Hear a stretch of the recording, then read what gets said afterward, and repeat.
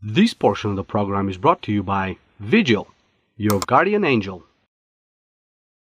Welcome to another awesome day at the U.S. National Championships of Skydiving, my friends. It is going off today. We are finishing 8-way competition, and also we're going to be finishing up with the canopy formation 4-way sequential event. How are things going with the judging on this? They are going so well. I am so excited about how it's gone. It's been fast. It's been really accurate. As far as the judging's gone, has any of the contestants or any of the competitors, have they challenged anything? No.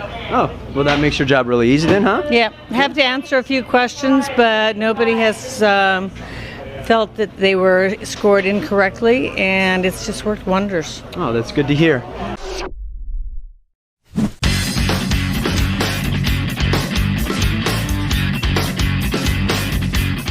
Stay tuned, guys. We got a lot of footage to broadcast to you and a lot more interviews. Stay tuned. This is Steve Verner with Skydive TV.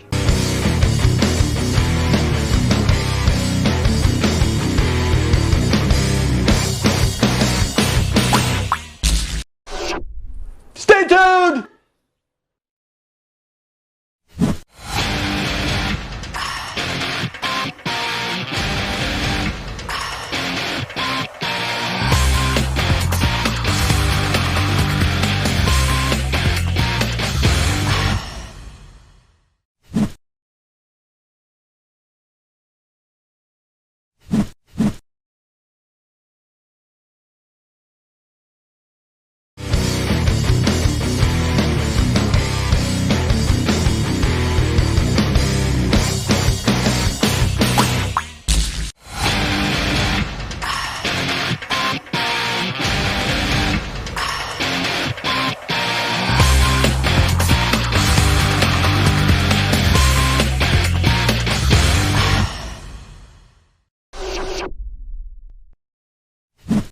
This is Steve Verner with Skydive TV. We're about halfway through the canopy formation 4-way sequential event and also the 8-way formation skydiving event. Guys, it is, I mean, the energy here is picking up. There was a little bit of a lull after the 4-way, but now that the 8-way is underway, it is going off. You can see there's a big battle in the intermediate round of 8-way. Those guys are jockeying for position. Things are changing almost every round. Here are the standings. This portion of the program is brought to you by Rock Sky Market, skydiving gear store with rock-solid customer service. Visit us 24/7 at rockskymarket.com.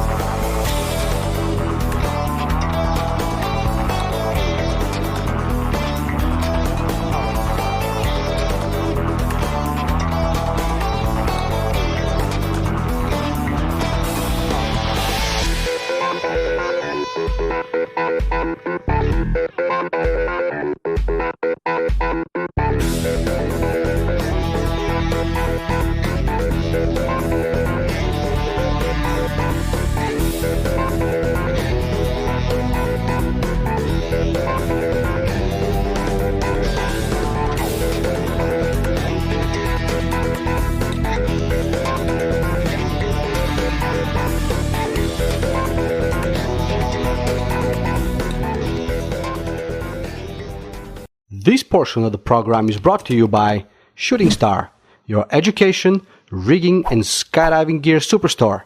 Open 24/7 at shootingstar.com.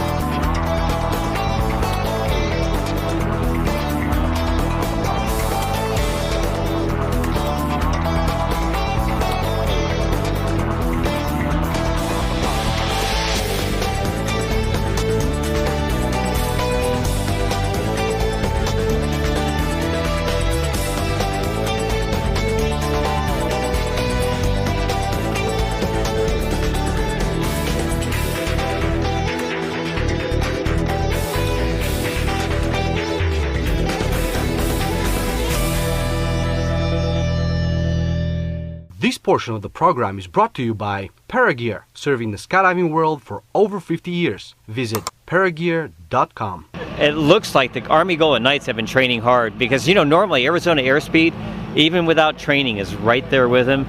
And this year, the Golden Knight 8-way team is way out in front. So. Yeah, we saw that they had a 26-point skydive on their first round. Yeah. I mean, the world record, you know, that world record is one of the longest standing world records. I think it was the Army Golden Knight 8-way team back in Turkey in, I'm not sure what it was, maybe 1988. How many points? It was 31 points. Wow, 31 points is the record. They got 26 this time. Yeah. So, I mean, they're working hard. You know, I think this is, I mean, there's been some great Golden Knight teams, but this 8-way team has the stuff that team in Turkey in 1988, I believe it was, has. I could see them breaking their own Golden Knight record, but That's awesome. It's a long-standing record when you think about it. Yeah, it's a very long-standing record. Yeah, so we saw the Knights yesterday. You could tell they were focused. They're in it to win it, guys. Stay tuned to Skydive TV because we have more to come.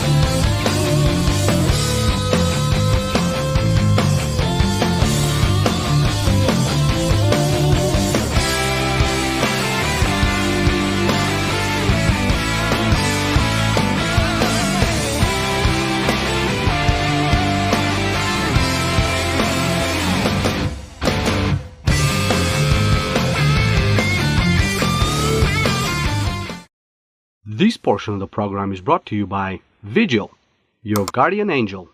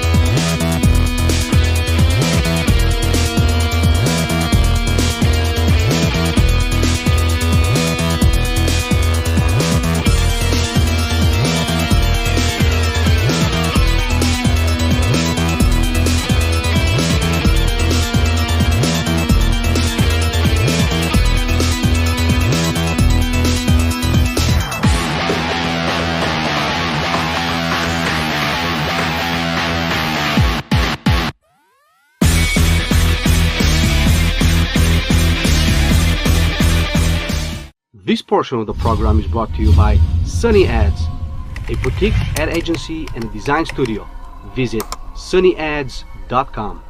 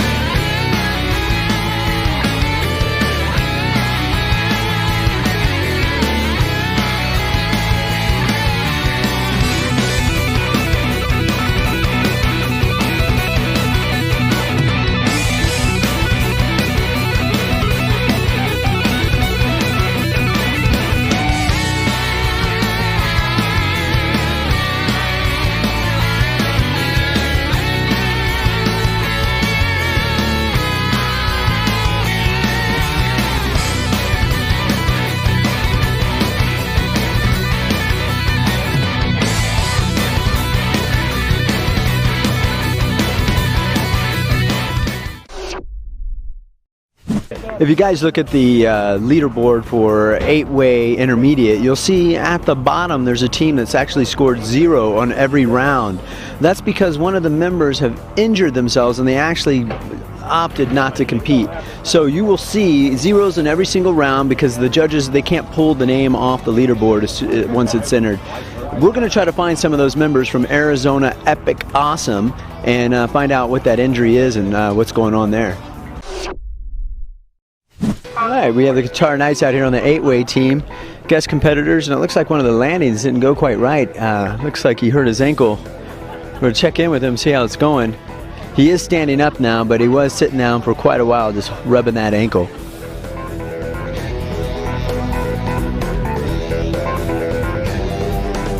They're helping him with his rig off now. He is taking a couple steps. Yeah, it looks like he's you're kind of favoring that. Having a hard time walking. It's a bit windy here, and the way they were coming in on their landing was kind of a cross downwind. It makes it a bit challenging.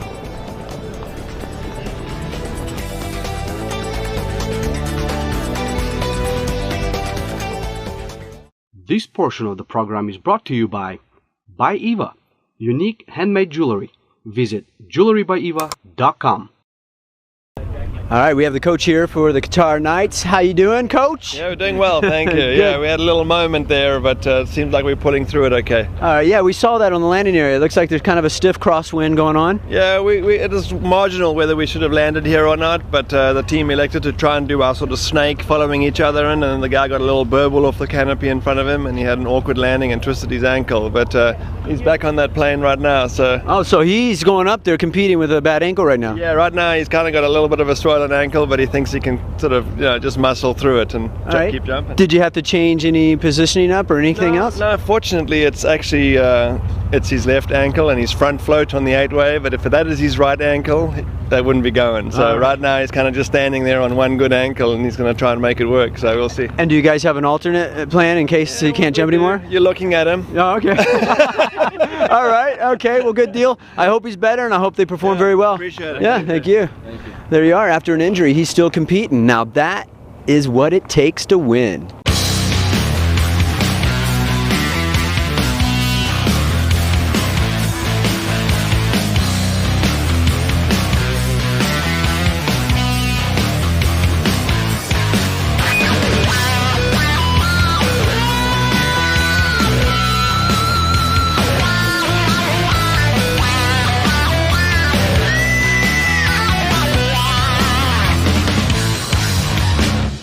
This portion of the program is brought to you by Photographica, your event and commercial photography partner.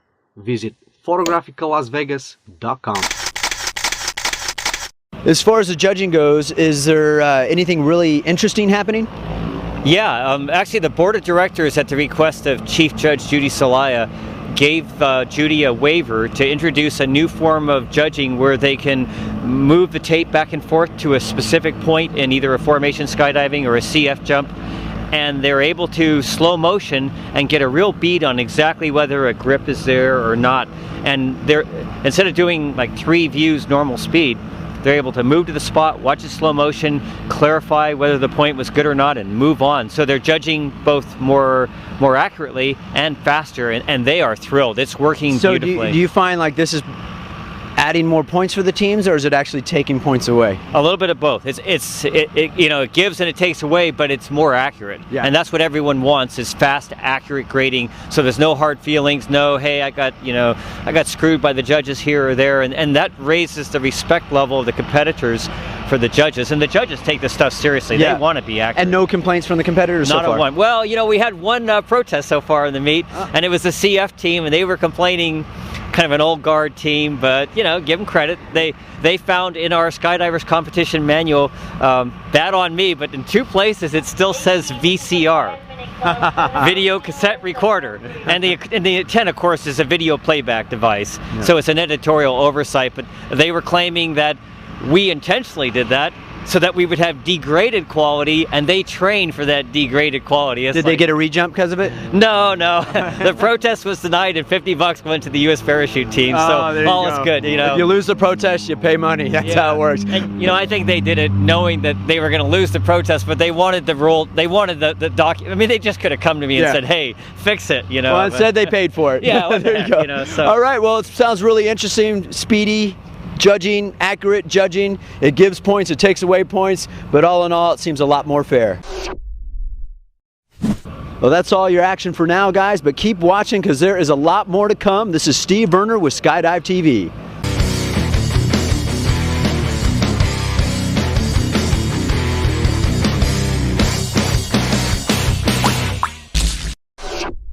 Stay tuned!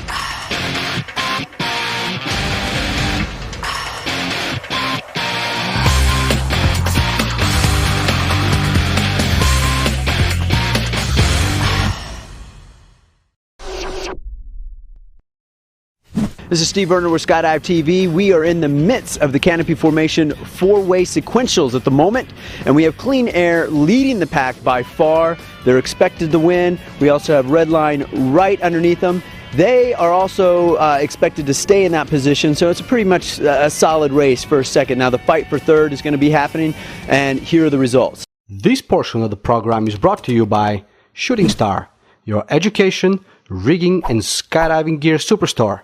Open 24/7 at shootingstar.com.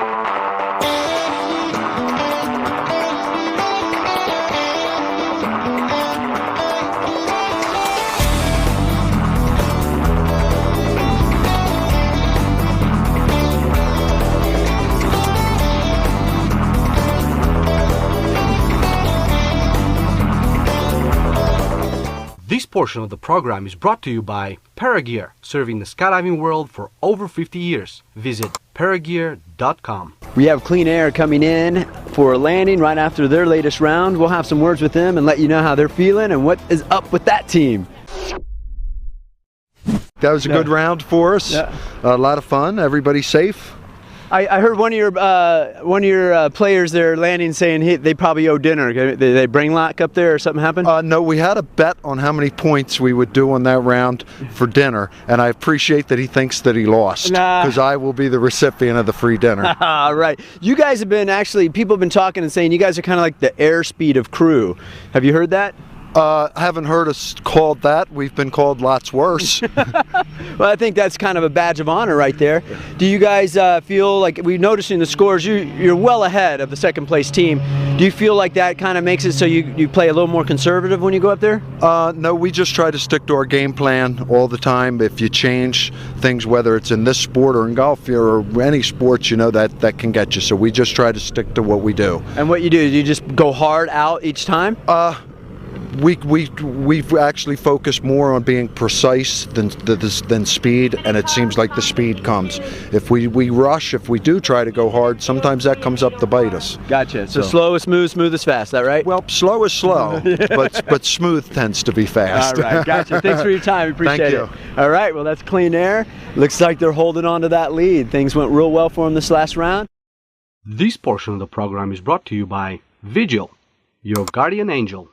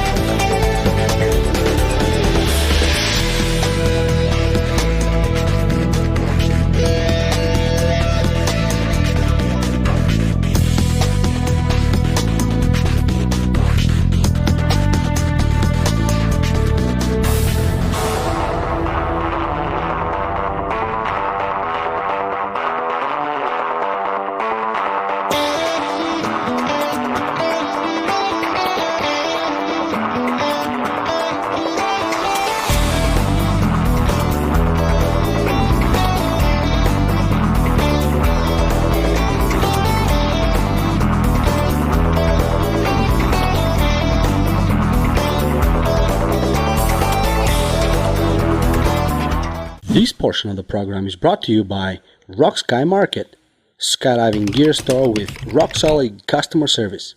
Visit us 24/7 at rockskymarket.com. All right, we have Team Redline here with canopy formation competition in the four-way sequentials. How you guys doing? We're doing okay. Yeah. Okay. Well, you got a pretty secure lead there for second place. You're like holding your spot. You kind of been holding that spot all the way through. A little bit down from getting the gold. Do you guys think that there's a chance that you guys can get up there, or?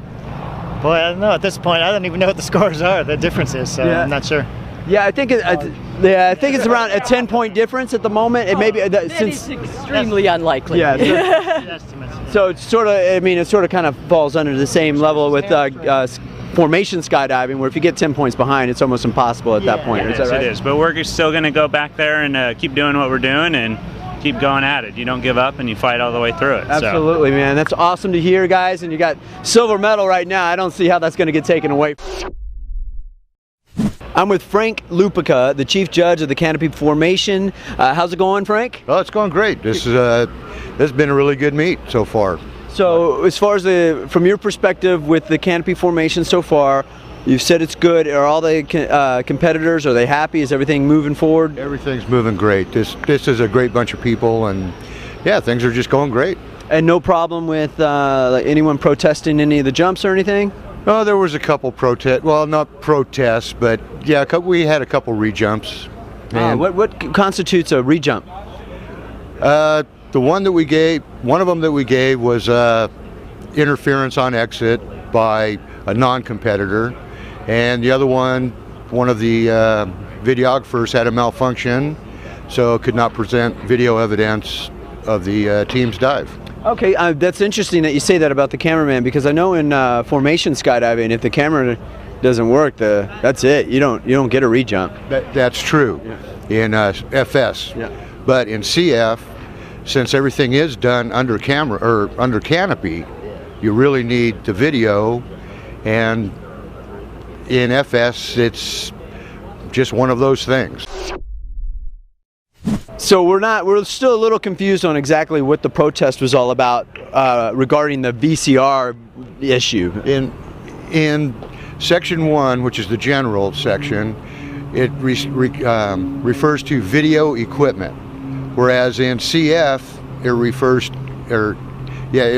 to VHS recording. But in CF is the only place that it exists. And the protest was, well, why? Okay. So they weren't really protesting the jump as much as protesting how it was stated in the book. Correct. Okay. All right. That's like good. I say, just a clerical error. Yeah. Well, thanks for clearing that up for us. We appreciate it. All right. This wraps up the canopy formation four-way sequential event. This is Steve Verner, exclusively with Skydive TV.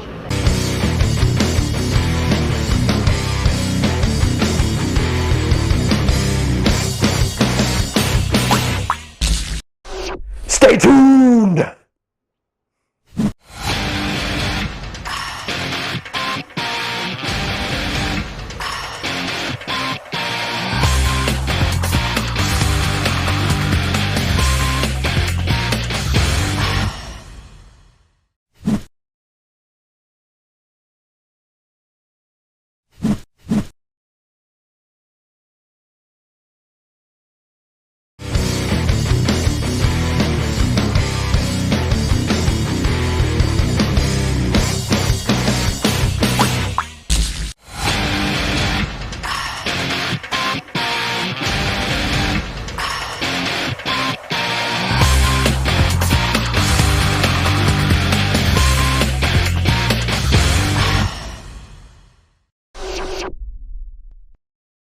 Steve Verner with Skydive TV. We're continuing the day with the 8-way formation skydiving competition. This portion of the program is brought to you by Paragear, serving the skydiving world for over 50 years. Visit paragear.com. And here are the current standings.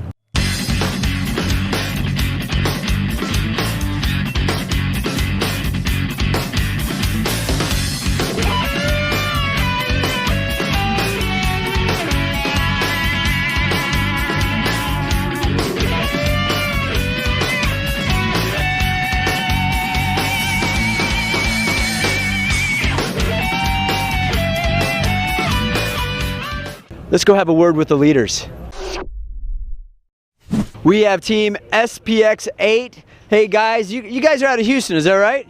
Yes. All right, and right now you guys are leading the pack in 8-way. How does that feel? Right. Yeah. Awesome. Nice. So do you guys feel like you're pretty secure in this slot? You're going to just keep on going along and take the gold?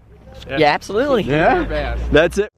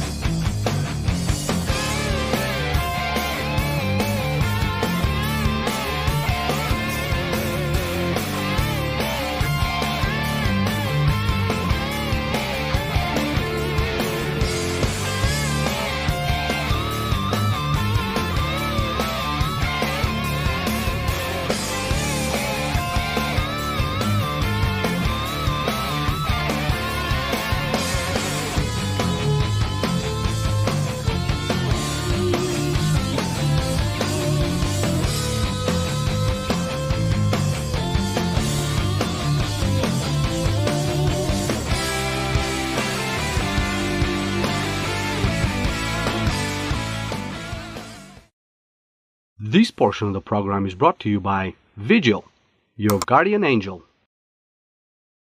We have 8-way formation skydiving intermediate team, Rhythmic Chaos. How you guys doing? Great, great. Awesome. So we have teams SDC Rhythm together with Dallas Chaos, who were competing in the intermediate yesterday. And how'd you guys place yesterday? We got second in jump off. Nice. Yeah. In the jump off, second place. So it looks like that's kind of a theme here. You guys like cutting that close because it's happening again in this competition as well. Is that right? Yeah, we seem to be good at it. Yeah, you are like neck and neck right now, fighting for that silver medal. That's awesome. How did your two teams meet? Summerfest, I think, right? Yeah, so actually I met these folks at Summerfest, did some skydives with them, and obviously they've had a 4-way team for a really long time, and they've been doing coaching at Paraclete for a very long time, so we ended up putting our 4-way team together, giving Jeanette a call on Rhythm, and just seeing if there was some camps we could do together. And I'll tell you, in all honesty, it's been the best thing that's happened to our team. The camps that we go to and the time that we do with these folks is just, it's incredible. And the fact that we're able to jump with them at this competition is just absolutely an honor. Oh, that's awesome. So, I mean, obviously successful mentorship going on here. How does that make you guys feel? We're proud. We're proud. Yeah, to see these guys, how far they've come because they put in the work and care about it, we're something that, to be able to be a part of that, we're honored as well, So. Awesome. And now kind of like teacher and student working together now, fighting for that silver medal, guys. Good luck. We'll be watching you. Thank you. Thank you. All right, and there you go. You have SDC Rhythm and Dallas Chaos together forming Rhythmic Chaos. They're scrapping and fighting for second place. This portion of the program is brought to you by Rock Sky Market, skydiving gear store with rock-solid customer service. Visit us 24/7 at rockskymarket.com.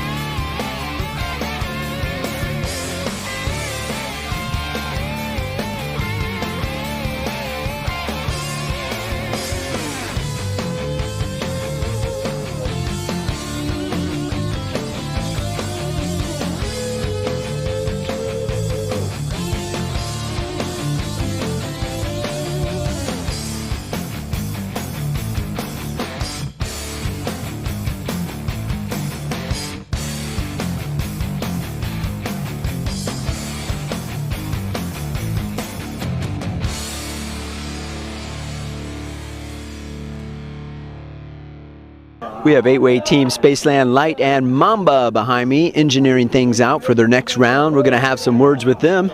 Let's go check it out, guys. Spaceland Light and Mamba, these guys are scrapping it out for every point. Right now, you guys are right neck and neck right there for the silver medal. Is that right? Yes, it is. How does that feel? It feels great. Yeah, cool. So everyone is sitting there, the edge is on you, and then I hear the judges may stop you guys after round 9. Is that right? That's what we hear. So you may have to sleep on it? Might have to do that. Yeah. So do you find that advantageous or to your disadvantage when you have to sleep overnight for the last round? Much rather do it tonight so we don't have to wake up at 5 in the morning. Oh, that's brutal. Oh, so pretty much it's going to be, maybe you could buy your competitor some extra drinks tonight, man, give yourselves an edge. Is that right? That's the plan. Yeah, right. That's the plan. Good luck with the rest of the competition. Thanks for your time. There you go. Spaceland Light and Mamba. They're scrapping it up for every single point. We are going to show you the videos. This portion of the program is brought to you by Shooting Star, your education, rigging, and skydiving gear superstore. Open 24/7 at shootingstar.com.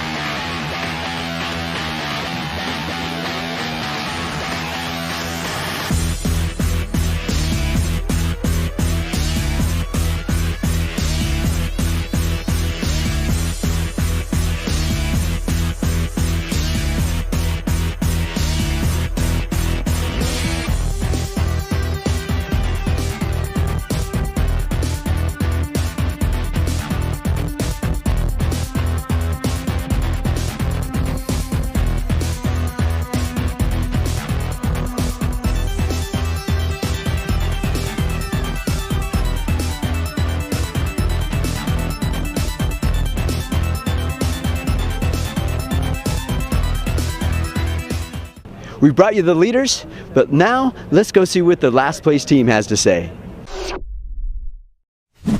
We have 8-way formation Skydive team. Hello, 8-way, right here, currently in 10th place. How you guys doing? Oh, well. Awesome. Good. So, 10th place. I think if you discount all the guests, that puts you where exactly? Just above one or two of the guests. All right, so you guys right now are kind of fighting, I guess, maybe for 9th then, or? Probably, somewhere around there, yeah. Cool. And so you heard that you're going to have to sleep on this, right? You know that you're going to be going to sleep after round 9? Yes. Yeah. So maybe if you score a 40-50 point 8-way tomorrow? If we do that, then we're in competition for maybe 4th place. All right, cool. And a world record. Yeah, and a world record. Yeah, absolutely. So, We're going to do it. so how did you guys decide to get together, form an 8-way team, and just have at it? Well, we were all here until Friday, and we're both teams that jump at SDC, so we decided let's join forces, get a player coach, and put an 8-way team together. Cool. Who's the player coach? Joey. Player coach back here. All right, so the player coach watching happening going, what do you think is happening to where we're just not getting up there past 10th place? These guys are doing awesome. I just met them yesterday, so excellent. One more round to go, and we'll try to knock it out of the park. All right, guys. All right, thank you for joining us. Skydive TV welcomes you to the USPA Nationals. You're doing really good. Keep it up, all right? Cool. There you go. Hello, 8-way. This is Steve Verner with Skydive TV. Well, that wraps up 8-way formation skydiving intermediate rounds. They are only going to be doing one more jump, it sounds like, and then that's going to be it for the day. They're going to have one more to do tomorrow. There you have it, guys. Stay tuned with us because we have a lot more action to show you. This is Steve Verner exclusively with Skydive TV.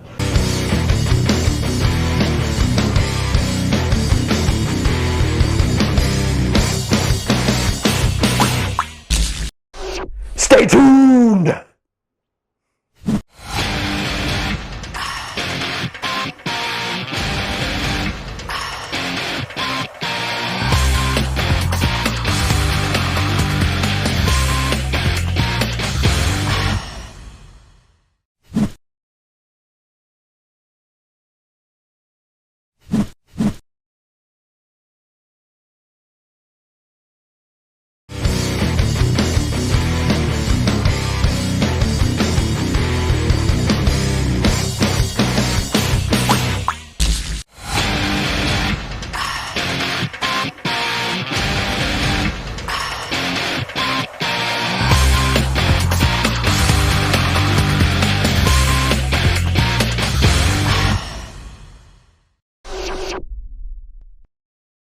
We have had an awesome day today at Skydive Arizona during the Nationals today. What we've done is finish up the 4-way canopy formation, 4-way sequentials. Here are the results. This portion of the program is brought to you by Vigil, your guardian angel.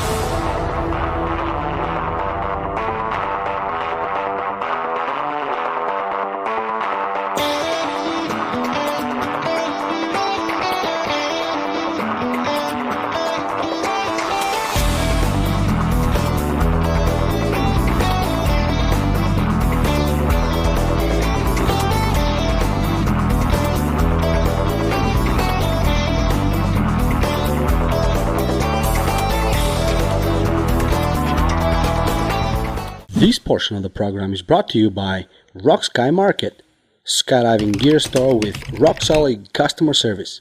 Visit us 24/7 at rockskymarket.com.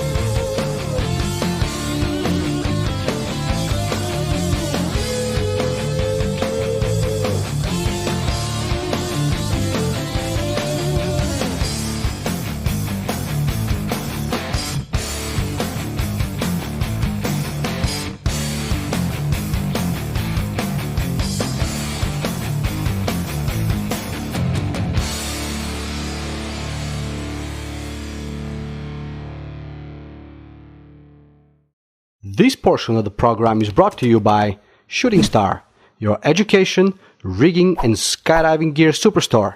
Open 24/7 at shootingstar.com. 8-way formation skydiving has stopped after round 9. They're going to do round 10 tomorrow. What we've been told is in the intermediate class, there's a real good chance there's going to be a jump off. So the intermediate class is actually going to start things off early tomorrow morning. That way everyone can get finished and they can get the 16-way, which comes up next, all together and jumping.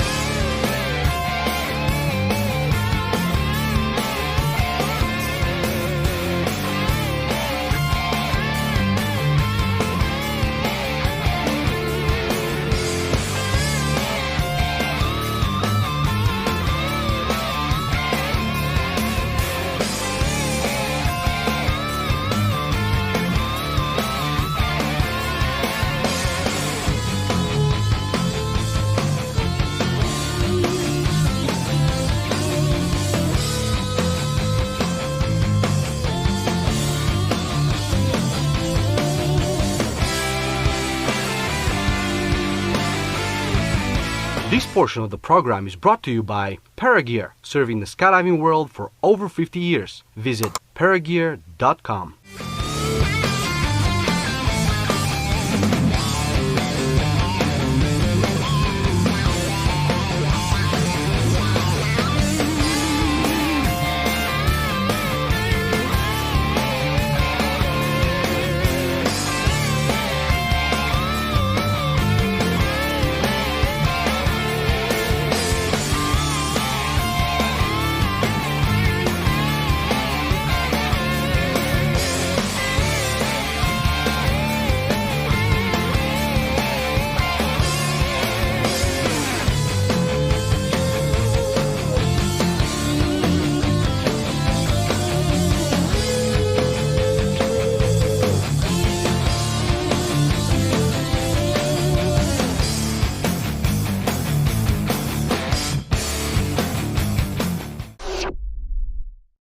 Here are the 8-way formation skydiving results.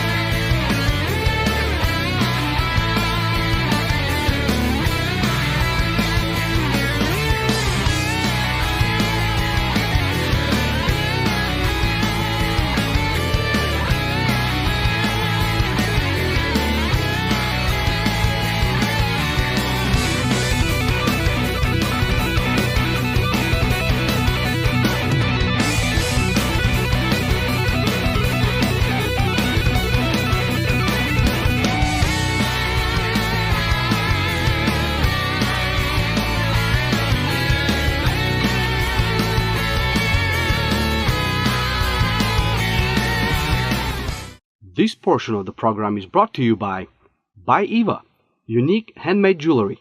Visit jewelrybyeva.com.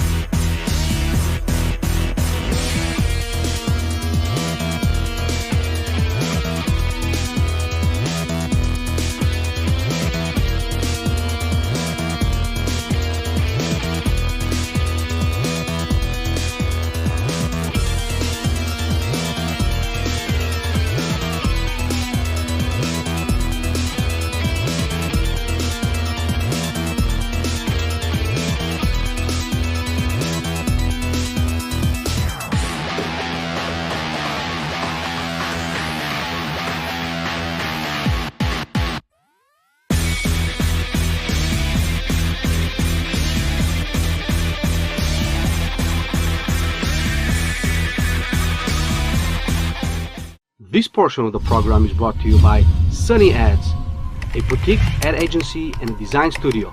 Visit sunnyads.com. Registration closed today for the artistic events. We have 15 competitors in that. We have 3 in the free fly open class, 6 in the free fly intermediate, and 6 in freestyle.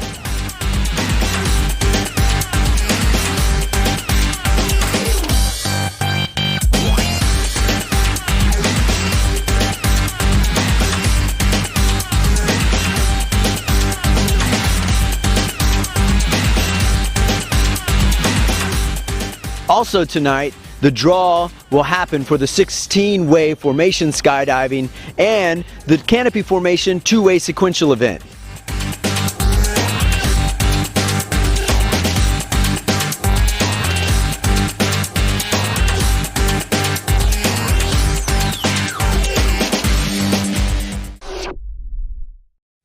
That's it for us today, guys. Stay tuned, keep watching, because we got a lot more to show you. This is Steve Verner exclusively with Skydive TV.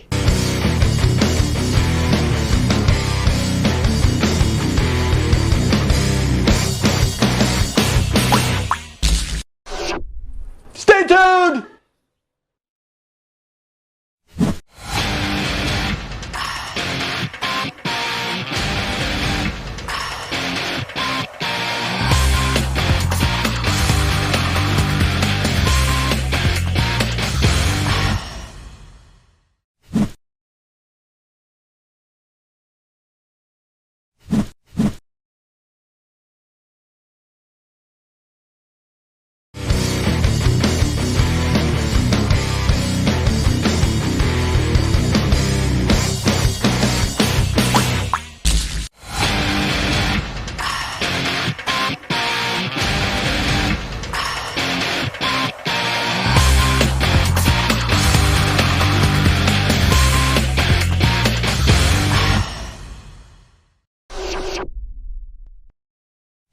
It's the start of another beautiful day here in Eloy, Arizona, where we are having the U.S. National Championships of Skydiving.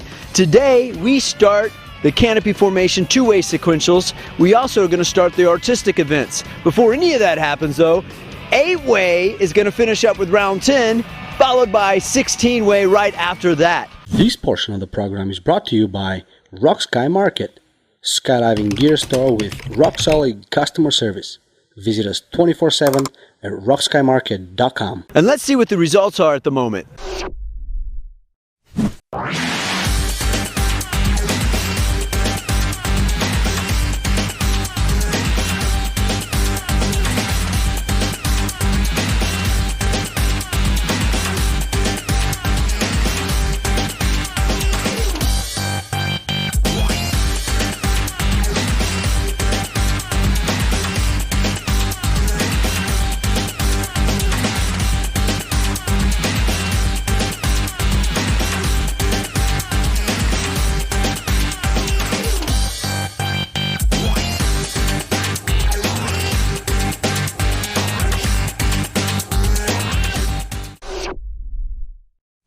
Okay, well, we're in front of one of the packing mats here. This is where the action happens, so these competitors can keep on jumping. So we have one of the packers here. What's your name? Rez. Rez, are you packing for the competitors, is that right? Yes. How many pack jobs do you think you've done so far this week?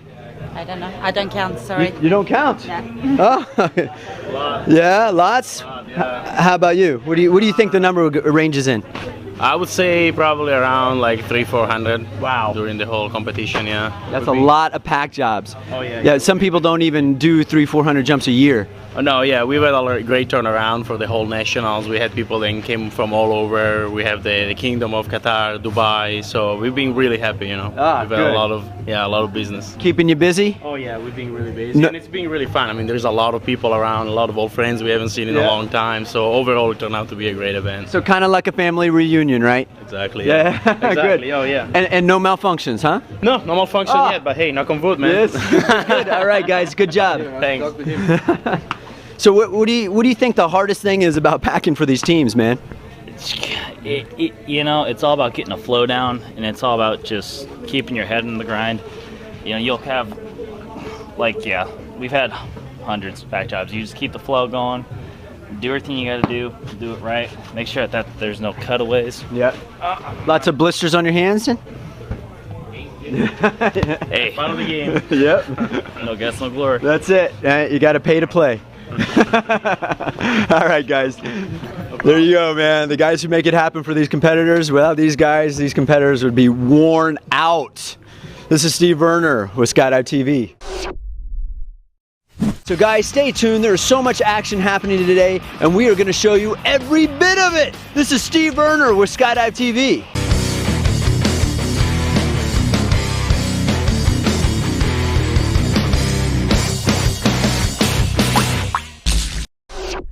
tuned!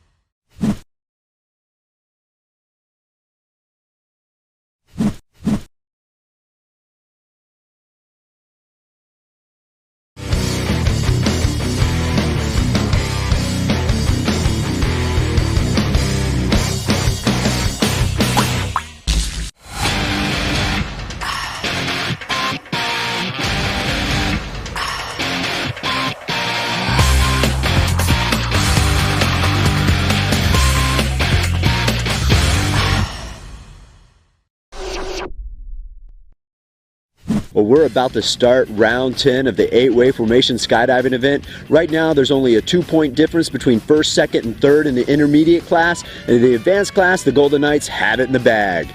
Stay tuned, guys, because we have a lot to show you. This is Steve Verner with Skydive TV. This portion of the program is brought to you by Shooting Star, your education, rigging, and skydiving gear superstore. Open 24/7 at shootingstar.com.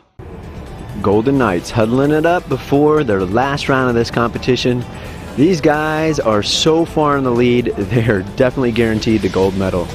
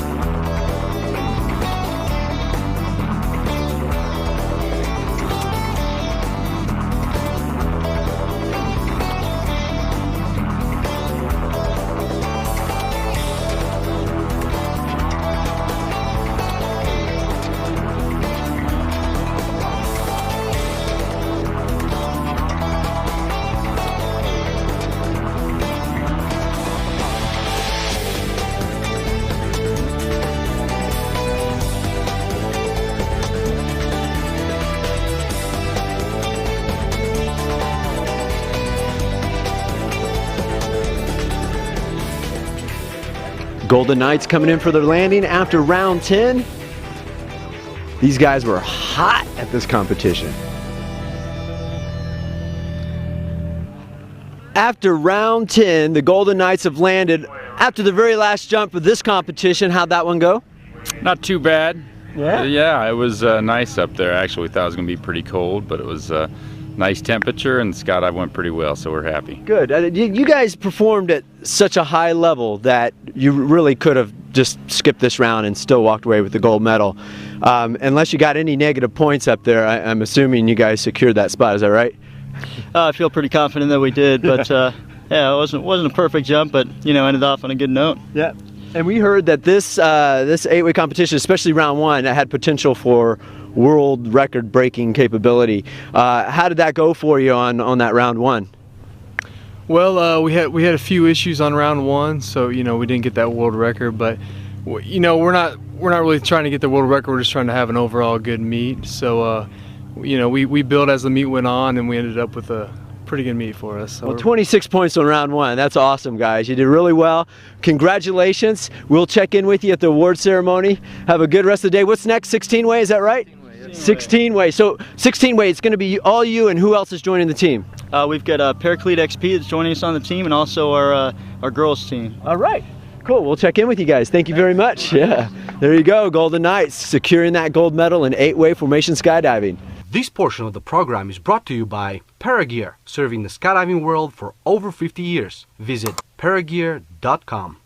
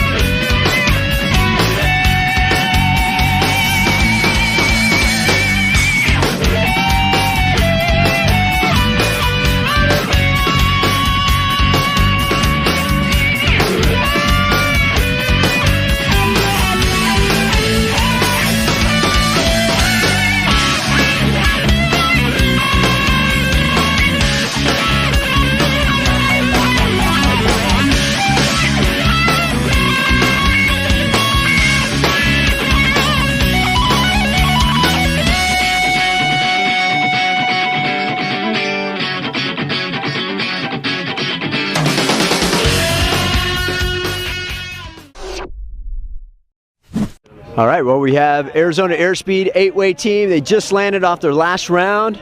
Let's see how it went for these guys. Hey guys, how'd the last round go?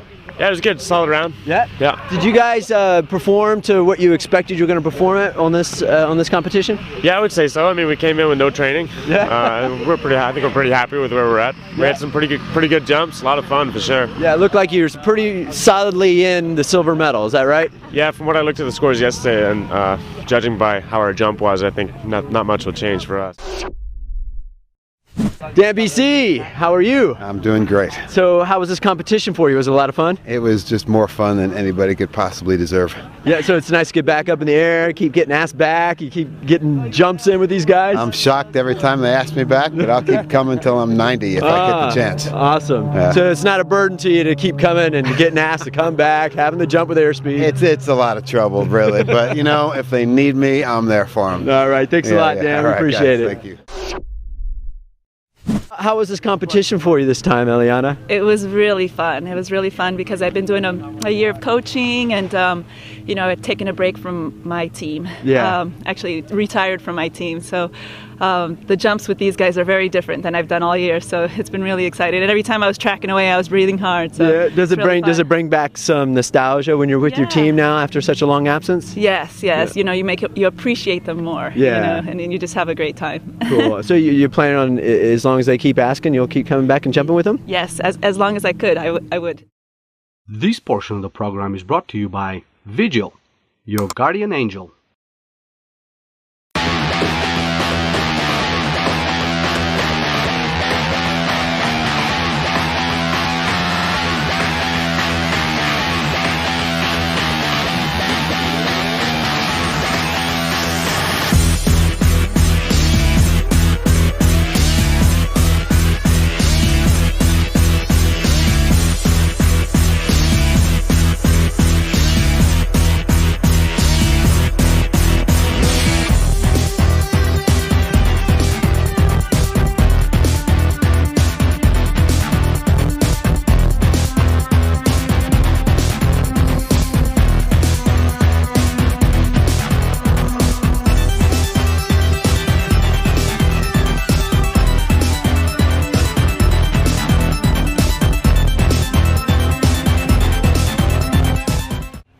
We have Rook Nelson here with One Night Standard, just landed off round 10, is that right? Yeah, we just finished up and it was good, a little bit colder than this morning, but it was a good jump. We had a lot of fun and we need to practice some more. Do you think it's like this, like the cold-blooded reptiles out here when it's cold, everyone moves a little slower? I mean, you probably think you'd move faster to try to stay warm, but we were definitely moving a little slower. All right, cool. Thank you very much, and we'll be watching the scores here. Thanks, guys. Thank you.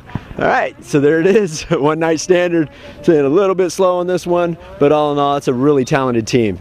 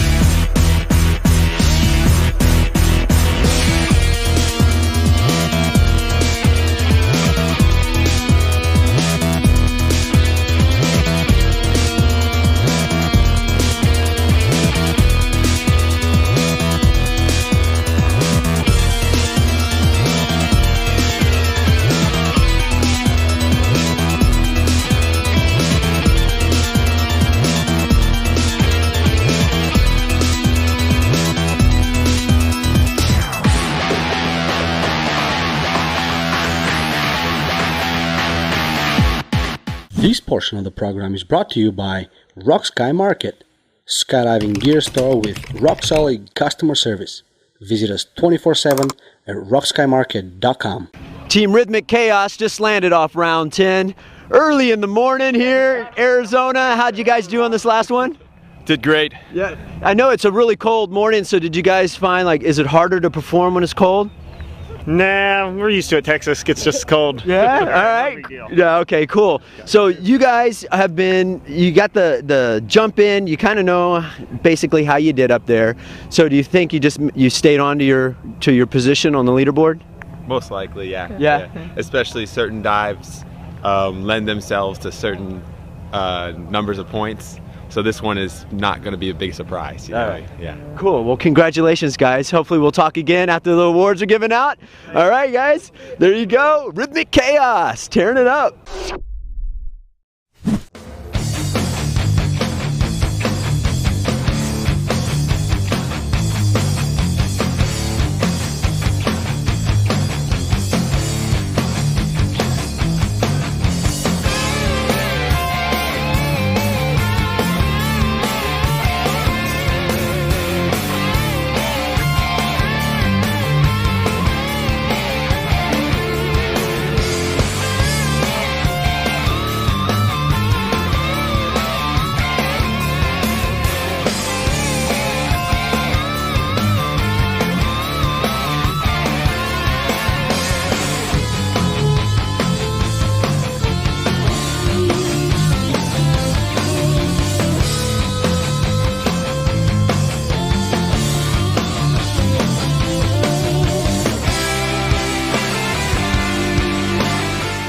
This portion of the program is brought to you by Photographica, your event and commercial photography partner. Visit photographicalasvegas.com. All right, we have the Qatar Knights here. You guys, we've been following these guys. They've actually had quite an impressive showing here at the U.S. Nationals. You guys just finished the 8-way competition, is that correct? Yes, we led the morning off. We were Team 701 in intermediate 8-way, so they just landed from their first jump this morning, and last jump. All right, so that ends round 10. The competition's over. Is there going to be 16-way today? Nope, no 16-way for us. These guys they're pretty toast, and they're looking forward to a bit of a vacation now. So training hard, and now you get to relax. Yeah. Yes. What is the plan for Team Qatar? What is next? Well, we're in the middle of a 2-month training phase where the Nationals was right in the middle. So from here, it's a matter of having a little R&R, and then we're going to pick it up the training again in about 5 days to a week. We're going to meet again in DeLand and do some more training. All right. Well, I know you guys caught the interest of many viewers. So we will keep an eye out on you, and hopefully we'll run into each other again. Congratulations with the competition. Yes, you're welcome. There you go, Qatar Knights. Getting to relax now. We have the Qatar Tigers here. We're at an honorary award ceremony. These guys actually won first place in the 4-way advanced category. And so what Skydive Arizona has done is they are presenting them medals to recognize their achievement of being first in an advanced 4-way competition. These guys earned it. They came here and they had a great showing.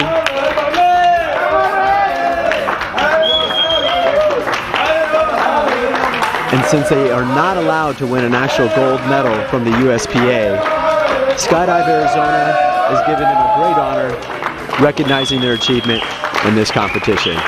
Great job, Qatar Tigers.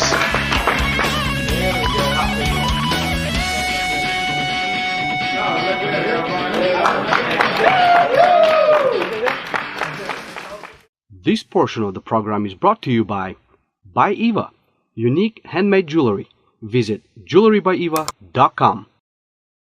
It's been an awesome competition. The spirit has been really high. People are getting very excited about the 16-way. But for now, let's take a look at those 8-way standings.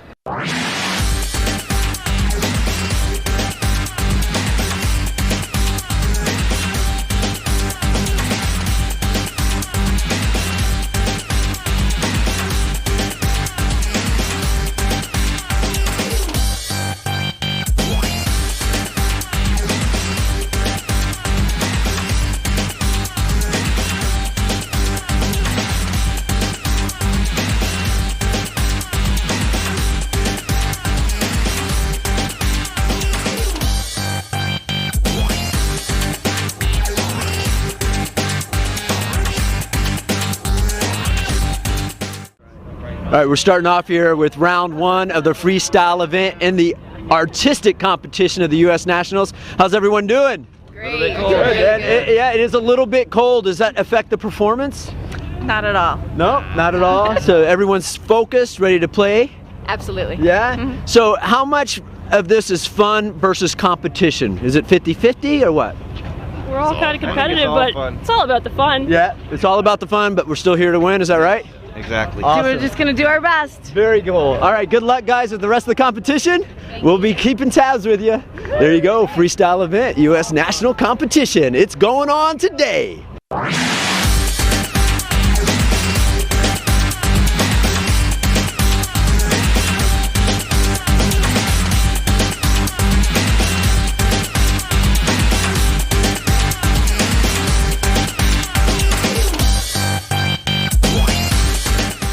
This is Steve Verner with Skydive TV.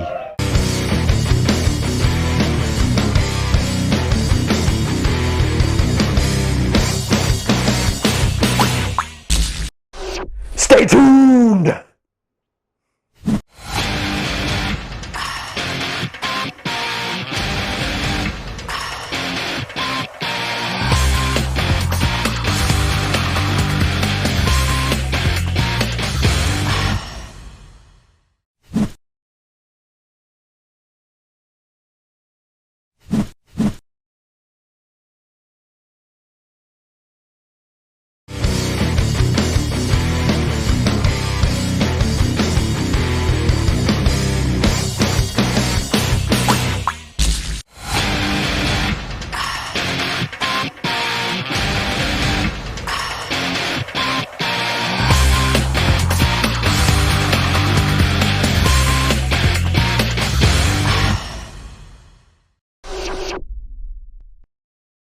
Good day, this is Steve Verner with Skydive TV. We are in the midst of the artistic rounds, which include free flying and freestyle. Also, we have a couple rounds now of 16-way. This portion of the program is brought to you by Paragear, serving the skydiving world for over 50 years. Visit paragear.com.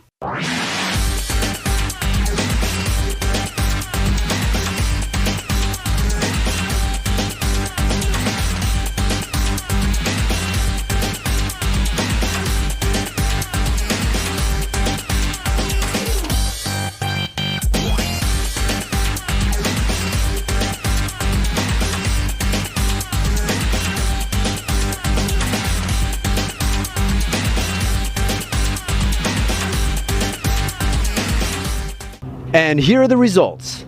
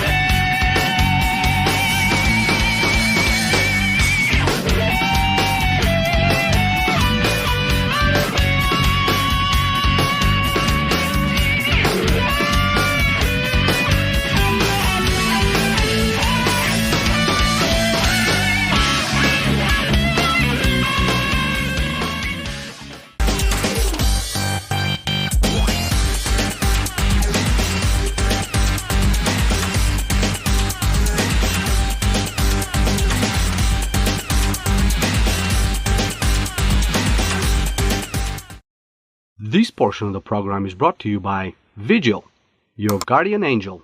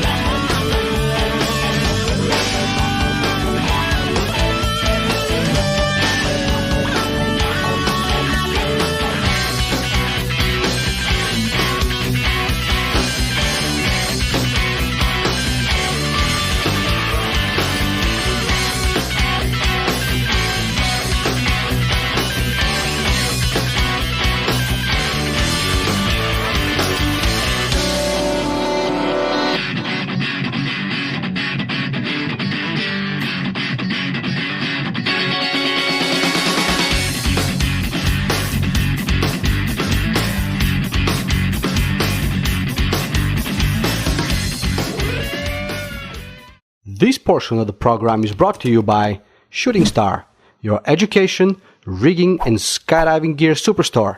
Open 24/7 at shootingstar.com.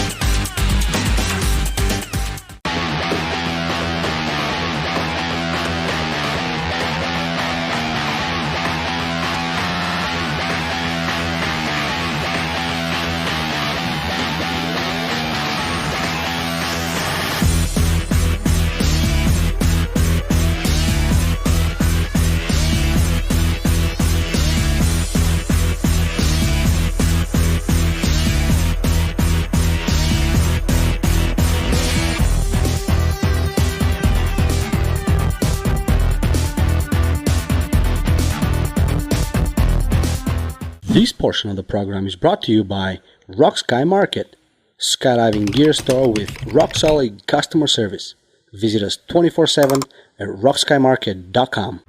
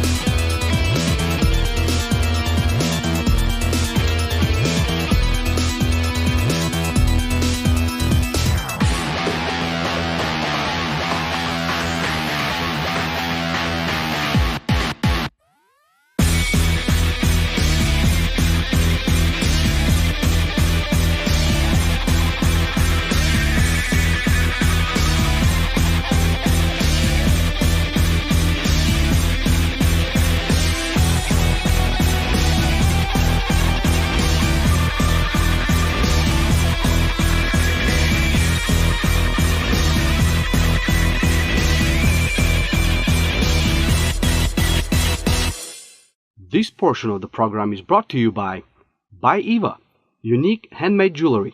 Visit jewelrybyeva.com.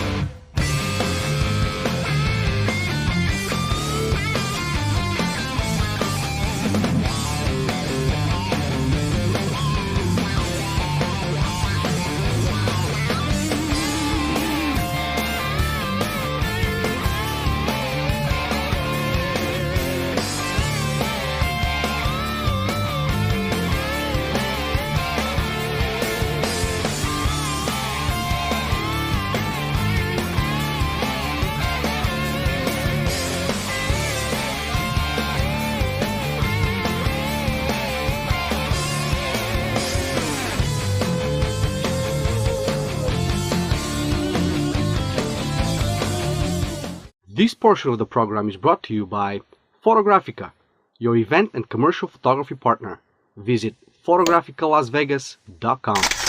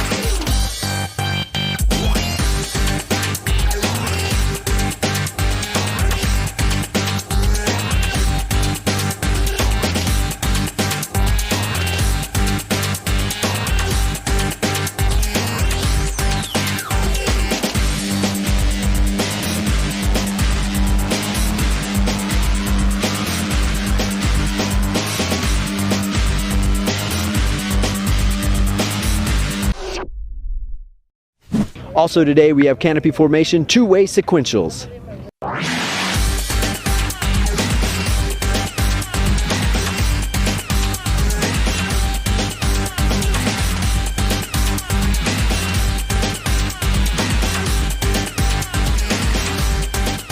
And there you have it. Here are some skydiving videos for you. Stay tuned. This is Steve Verner with Skydive TV.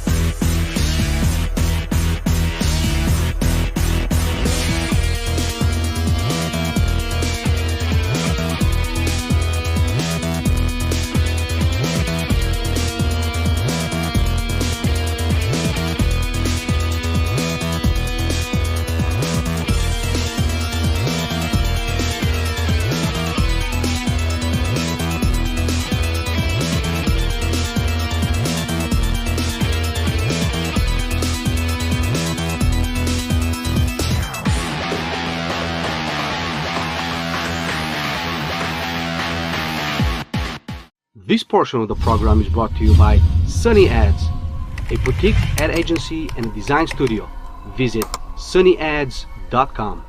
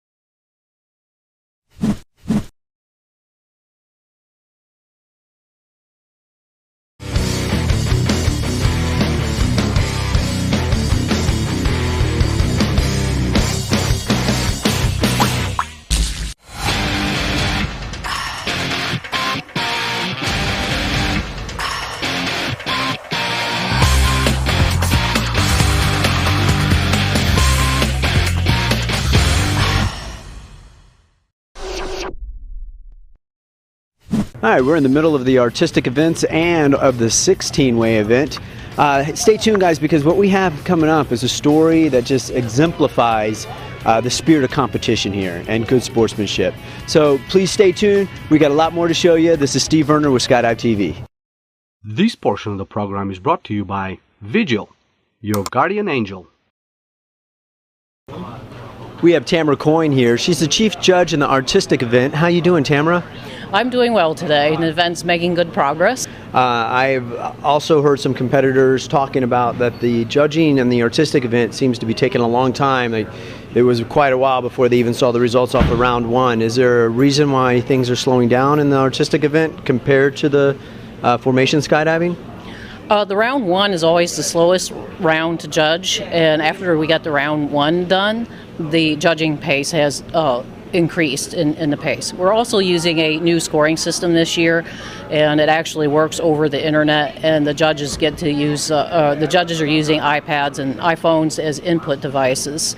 And of course the OmniScore and the scoring system is going into a rewrite and will be barred again for the 2012 U.S. Nationals. Okay, so for this year it may be a little bit slower than it should be.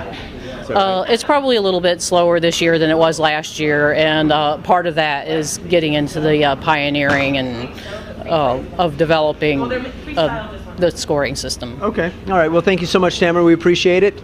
All right. So there you go. We have Judge Tamara Coyne, Chief Judge of the artistic event, explaining the system with maybe why the judging is a little bit slower this year, but it sounds like there's plans to make this thing a lot faster for the 2012 Nationals.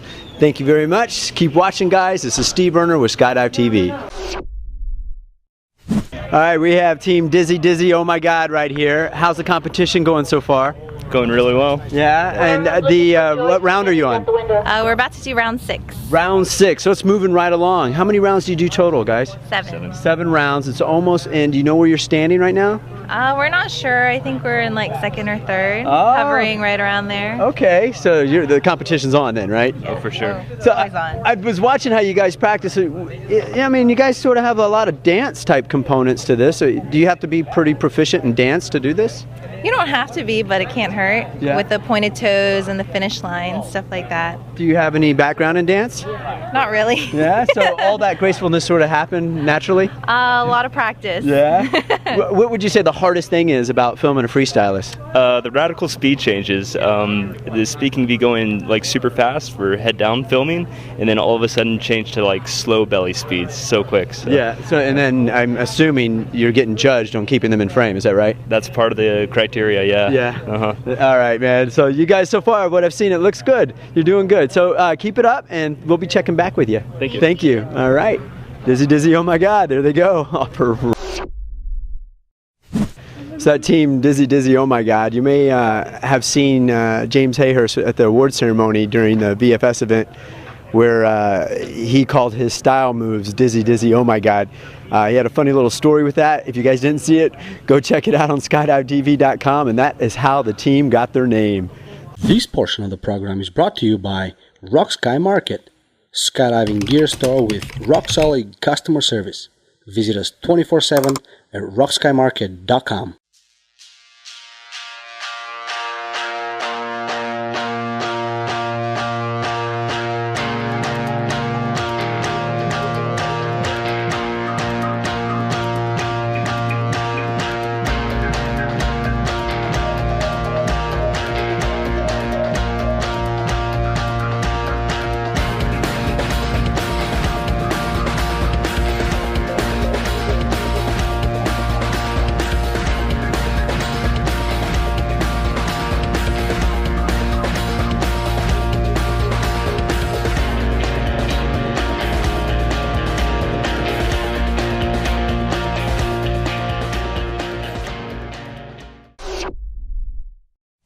All right, we have teamed Untamed, who are in the artistic event under freestyle, is that right? Yep, freestyle. Nice, freestyle. So I'm looking at the outfit here.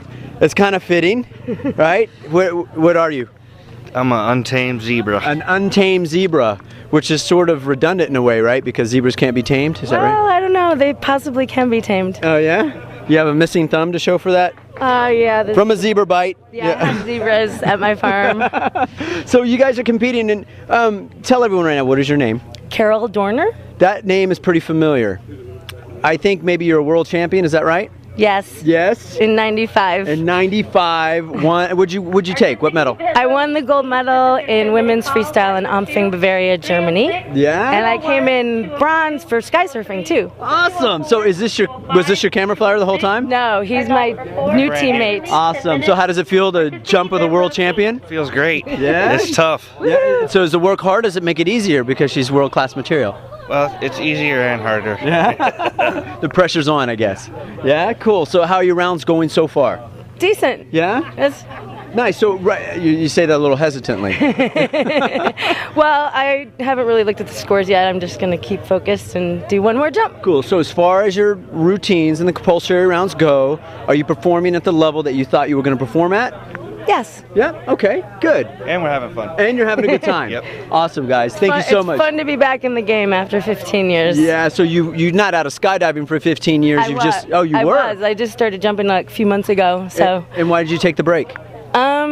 Just to do other things in life and raise animals. Yeah. And now you're skydiving again. Yeah. Are you loving it? Yes. Yeah, are you wondering why the heck did I ever get out of it? No, I don't know. Okay. Yeah, I miss it. Well, you know, sometimes absence does make the heart fonder, right? Yep. All right, guys. Thank you. Good luck with the next round, all right? Thank you. There you go. Untamed, going for their last round in freestyle. This portion of the program is brought to you by Shooting Star, your education, rigging, and skydiving gear superstore. Open 24/7 at shootingstar.com. All right, we have Free Fly Team NorCal Alliance. How you guys doing? Awesome. Not bad at all. Awesome. Now, can we get your names? Introduce yourselves to our viewers. Aaron Johnson. TJ Landgren. Mike Knight. All right, so you guys, how long have you been a team?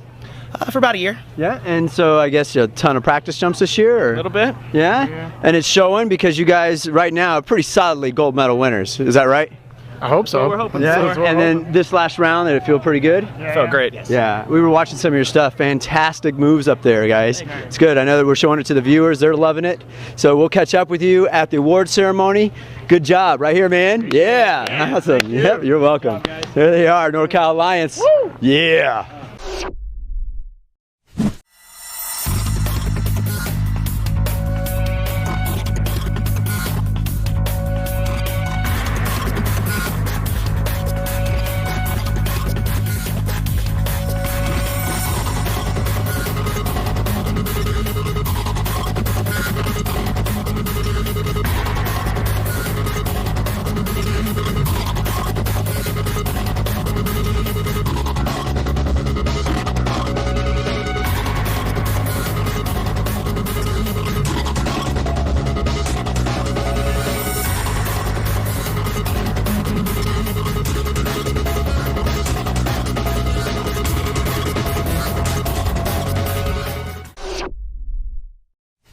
All right, we're here with Free Fly Team SOT.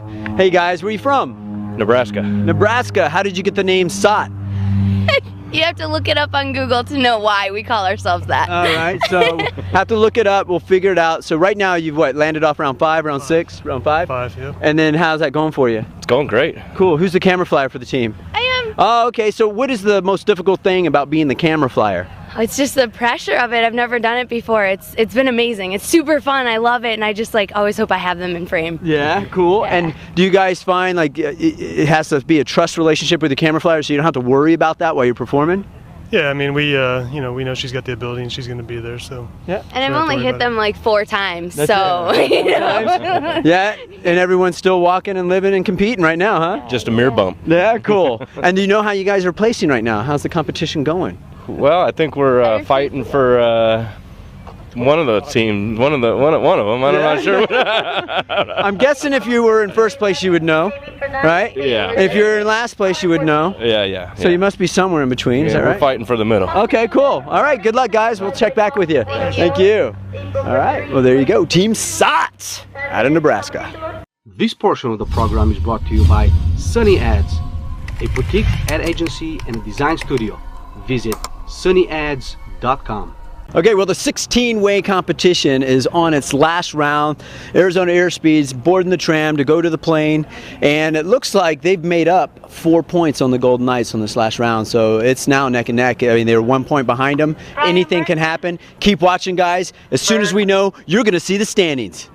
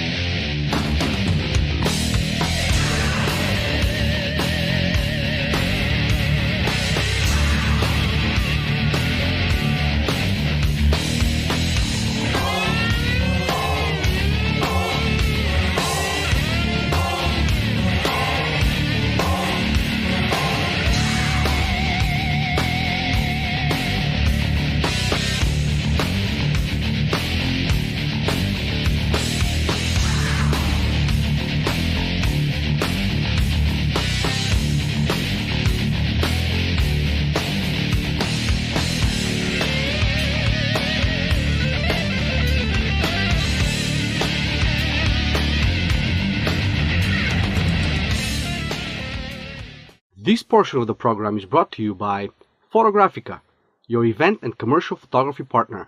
Visit photographicalasvegas.com.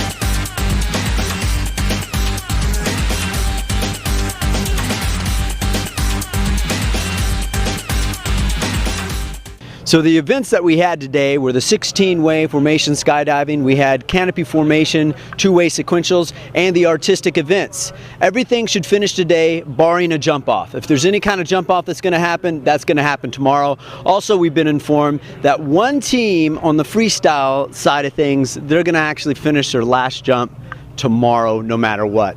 So we're not going to have the rankings for you quite yet. The judging's a little bit slower. As soon as we have those, though, we're going to have them up on our website, www.skydive-tv.com. This is Steve Verner. Stay tuned. It's been a great day. Thanks for watching. We'll see you tomorrow.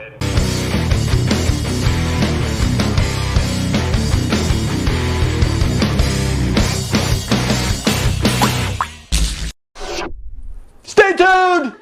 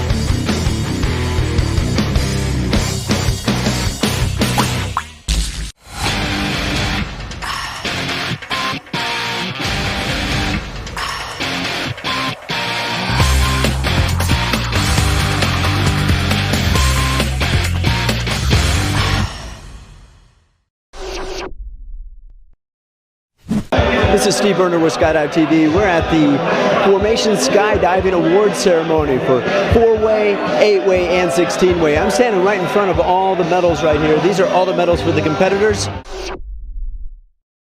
We're going to show you the highlights of the award ceremony, so stay tuned, guys. This portion of the program is brought to you by Shooting Star, your education, rigging, and skydiving gear superstore.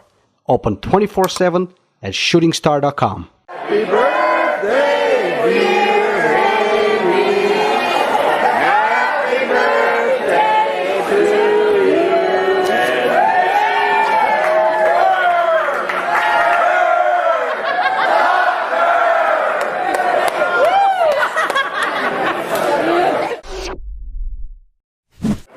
All right, welcome everybody.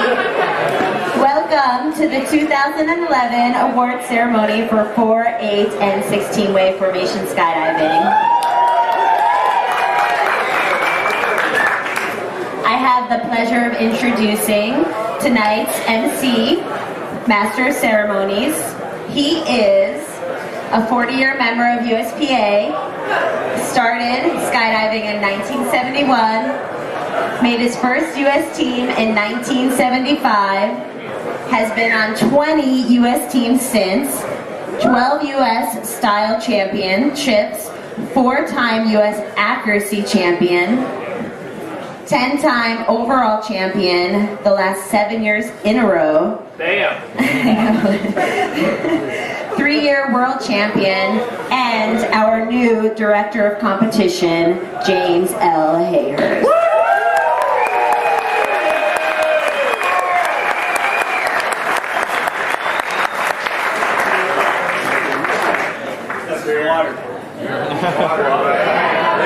Yeah. Everyone having a good time?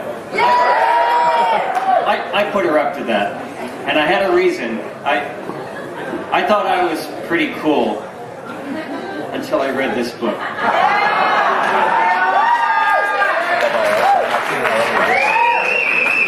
And I thought Dan BC was pretty cool when I read this book. If you don't have it already, you need to buy a copy.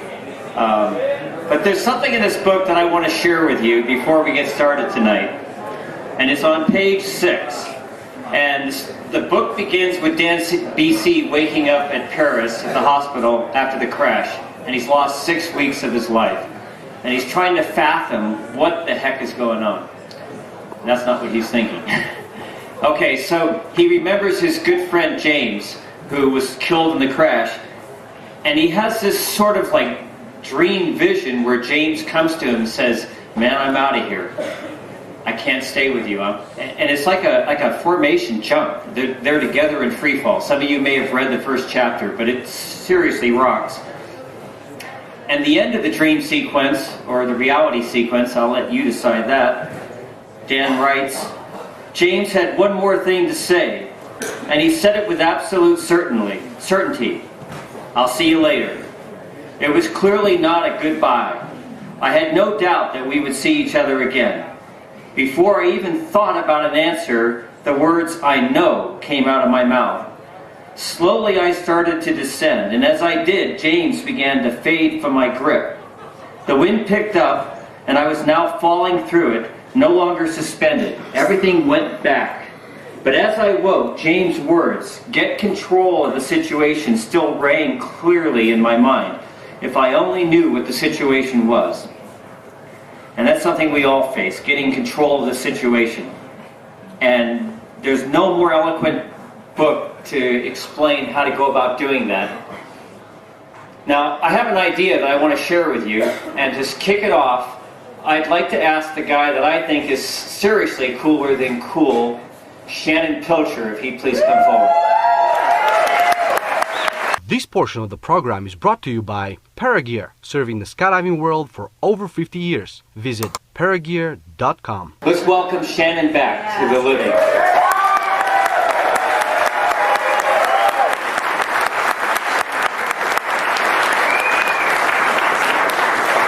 Now, Shannon, what I'd like to ask you to do, we're going to do a reverse author signing. I'd like you to sign this book and then hand it to another competitor here, and then the next person and the next person. Let's all sign our names in this book, and we'll send it back to Dan VC.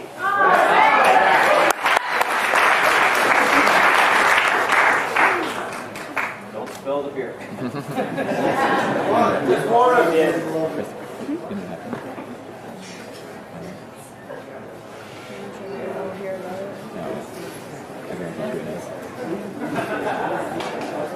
Thank you. Thank you, Shannon.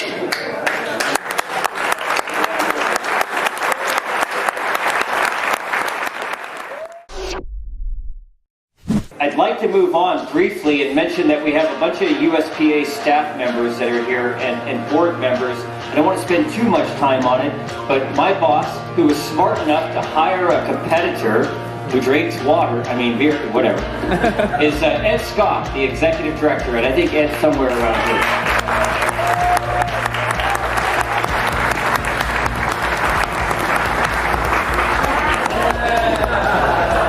Cooties. And this event doesn't really happen to the world unless there's publicity. And we're fortunate to have a great crew from Skydive TV that are with us this championships. They had over 1 million hits in the first 8 days of this competition. It's Sammy Vasilev and Steve Verner. Sammy's right there. And not there with Steve. Over there, in the back, Steve.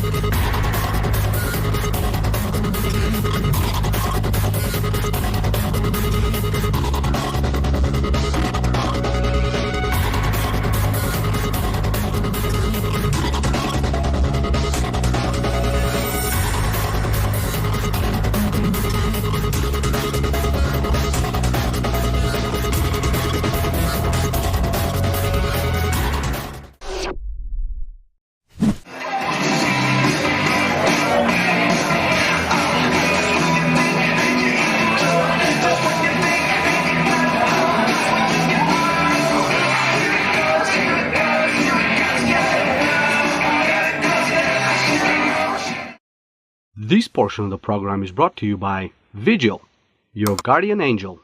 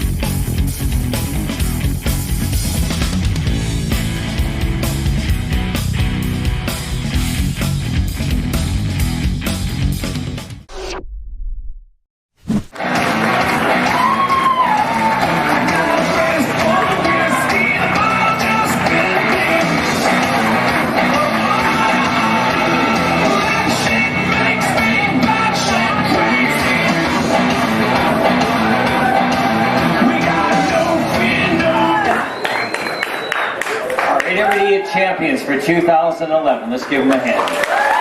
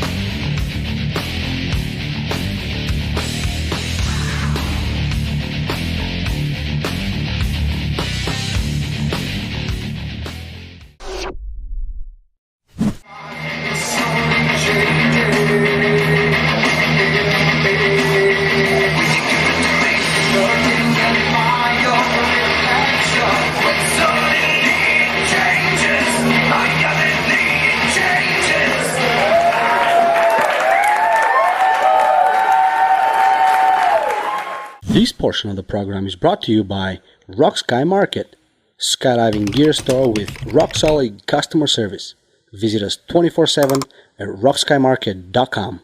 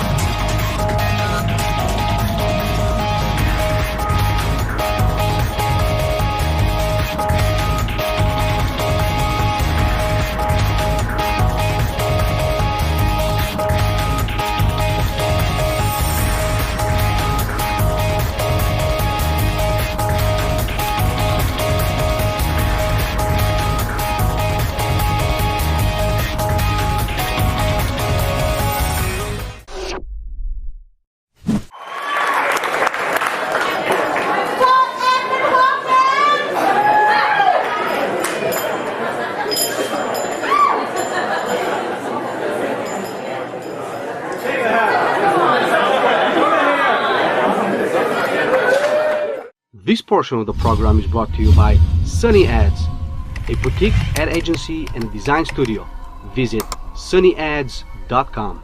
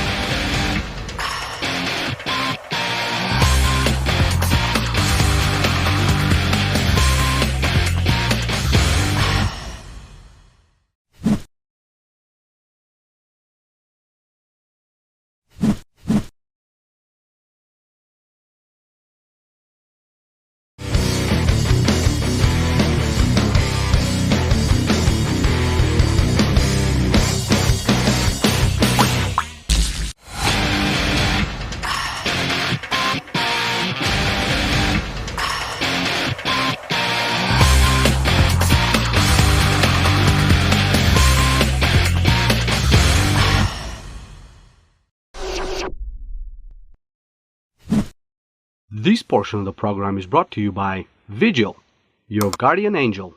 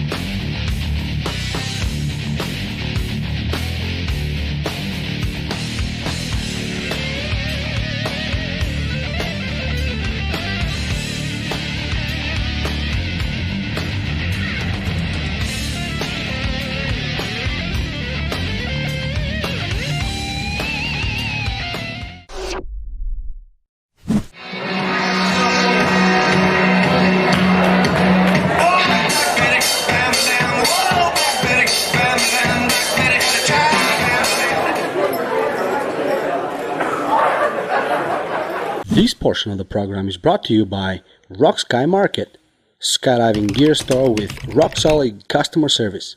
Visit us 24/7 at rockskymarket.com.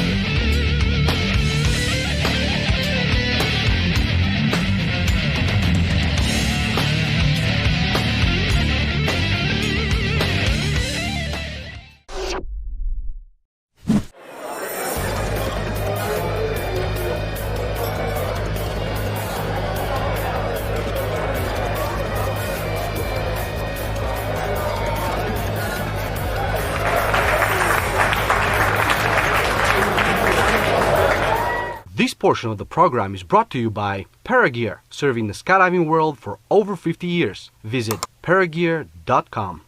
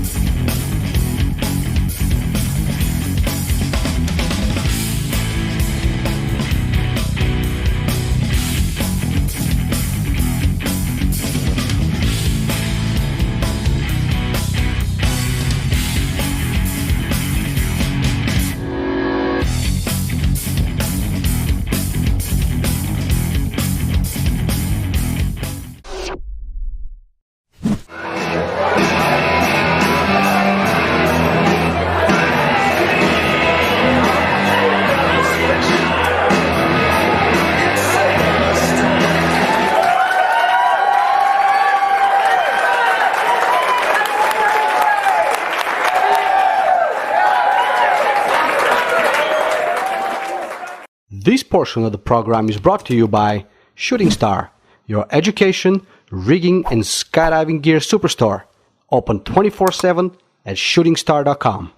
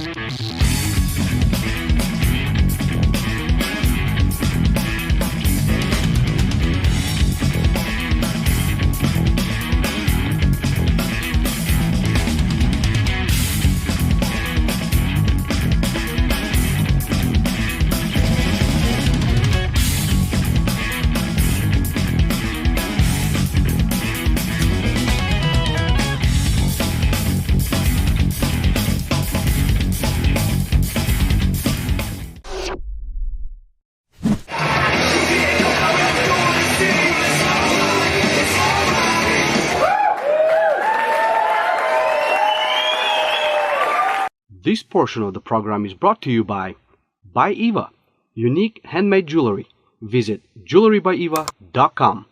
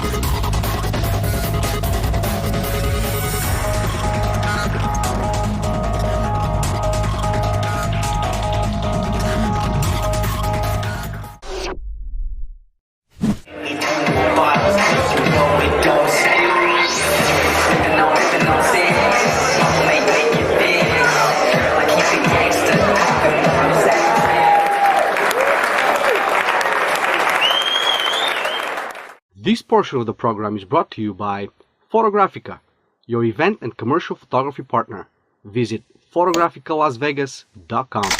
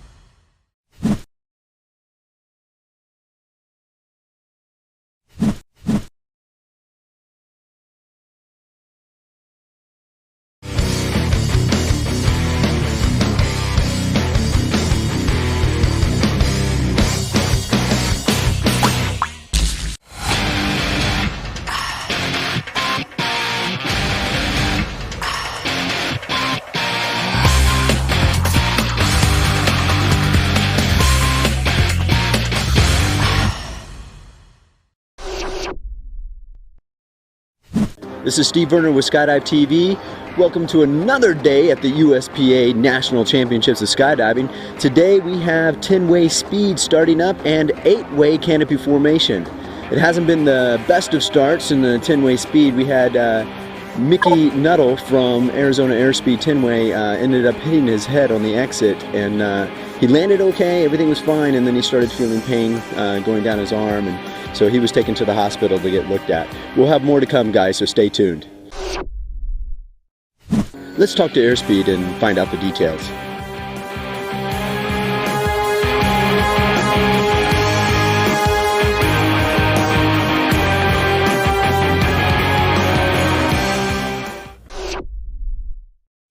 I'm with Mark Kirkby from Arizona Airspeed 10-way speed team. We heard that there's been an unfortunate incident with your team. Can you explain what happened? Well, unfortunately, round one we had an injury. Mickey Nuttall hit the door. He's pretty much two-thirds of the way back in the lineup, and we had an awesome exit. He just happened to hit the door somewhere. We don't know where, but showing signs of a head injury, so we didn't want to take any chances, and we shipped him off to hospital this morning. So we got an alta in now, but we really hope he's going to be okay. And so did he hit his head or hit whatever it was on the bar or on the edge of the door? On the back of the door, we're not sure. Okay. But, yeah. When you're doing 10-way, you can hit the door pretty hard. So. Yeah, and I've heard there's times where you can crack helmets. You hit so hard. When he was able to land under canopy, all right? He was not okay in free fall, showing signs of he was very slow to get there, and he's a really good skydiver. Break off, he was, somebody got a hold of him, and he managed to pull for himself and everything. But obviously not doing that so good on the jump. So. So you guys were aware of that. You saw him tracking away. Someone's tracking with him, and so keeping it safe for your teammates. Yeah, that's good. We took care of him. So. All right, good. And so now hopefully everything's all right. He's off to the hospital. Yeah. And your alternate is? We got Jason Peters, the local free fly from Standard. Okay. Yeah. Same team as Mickey. Yeah. Yeah. All right. So he should be a good replacement in the meantime. Yeah. Yeah. Our thoughts and hopes and prayers go out to Mickey. We hope everything's going to be all right with him. Appreciate that. Thank you. Thank you. Good luck, guys. Yep. Good luck. This is Steve Verner with Skydive TV. This portion of the program is brought to you by Vigil, your guardian angel. There are 6 teams competing in the 10-way speed. Here are the listings.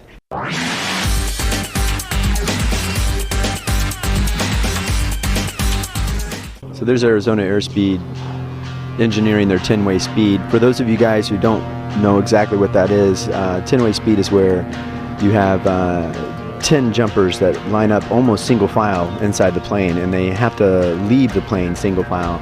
They try to leave as quick as possible. Once they are out the door, there can be no grips, and then they have to re-grip into a formation, and they are timed on that. They have to hold that formation for a certain amount of time, and then it counts. So they're really counted on how fast they get together. It's pretty impressive.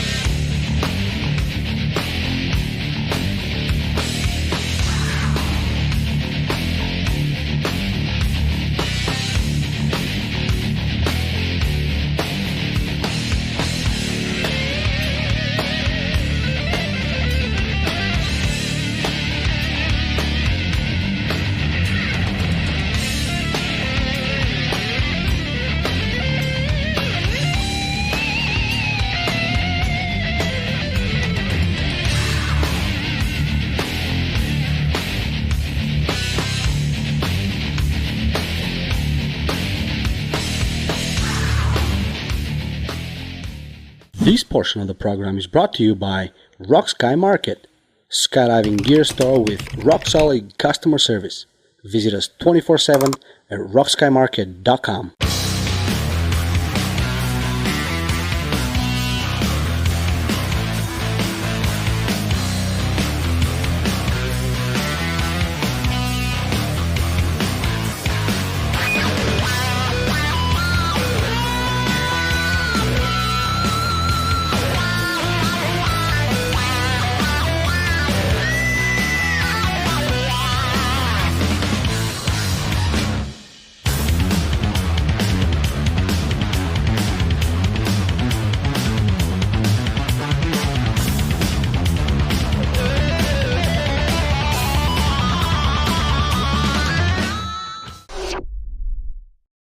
3 teams going for the 8-way canopy formation. These teams are going to battle it out, and it looks like since there's only 3 teams, I think they all should be going for the gold.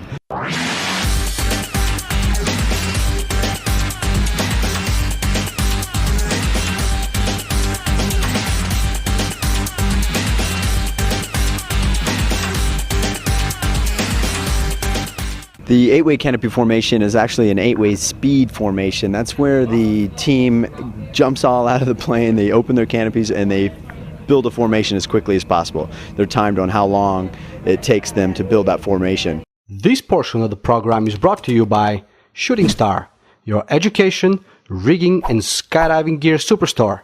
Open 24/7 at shootingstar.com.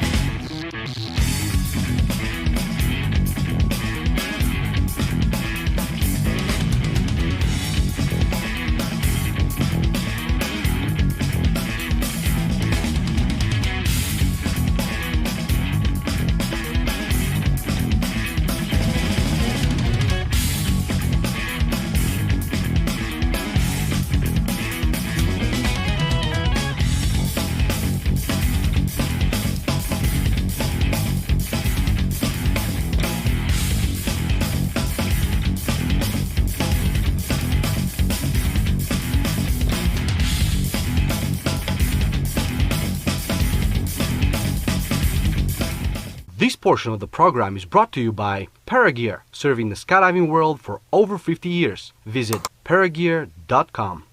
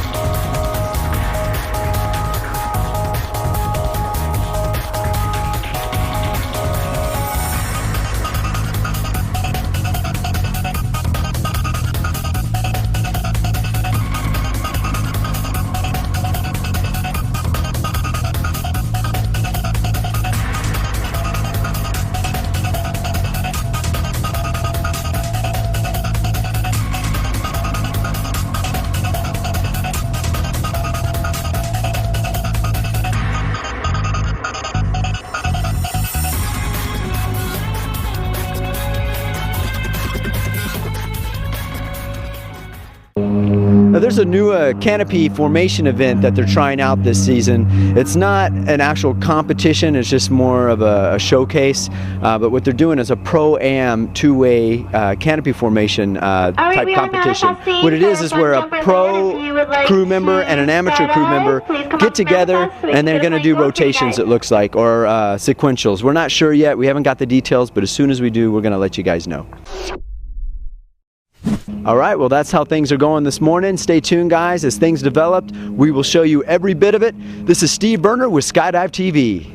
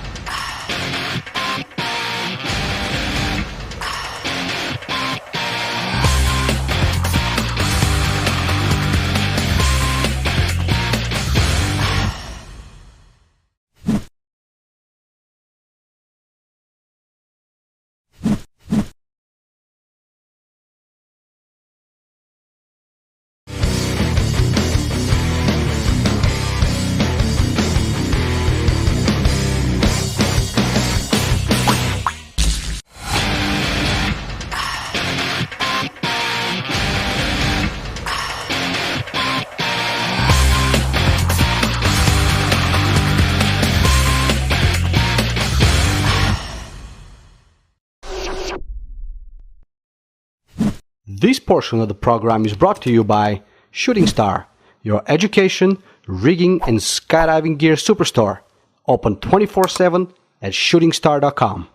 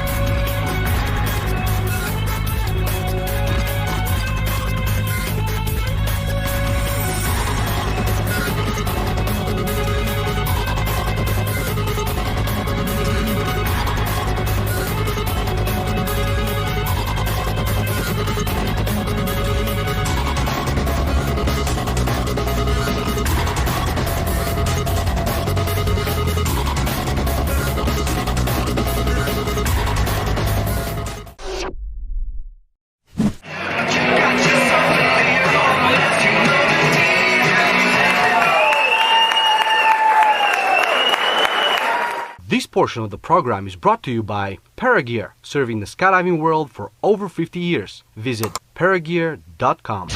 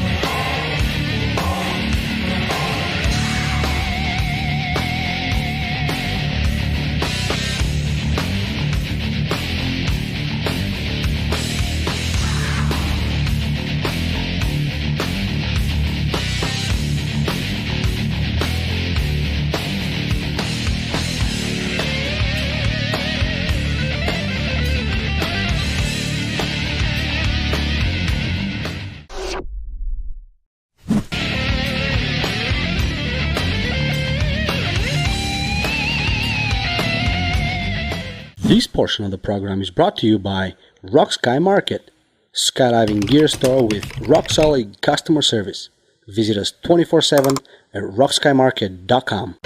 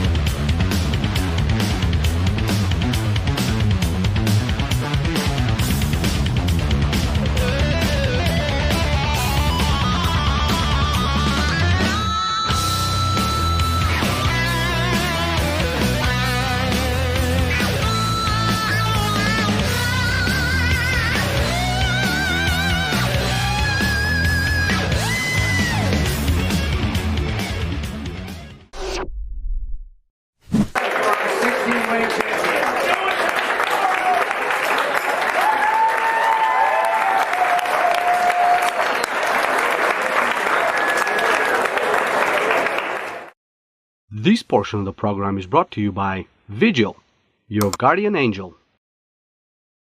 At this championships, we picked our 2012 U.S. team. And I'd like to ask our women's team to come up first. That was the Golden Knights female 4-way team. By the way, I hear some of those medals falling to the ground. Save those medals because this is the last year we're going to use them. We're going to upgrade next year, team.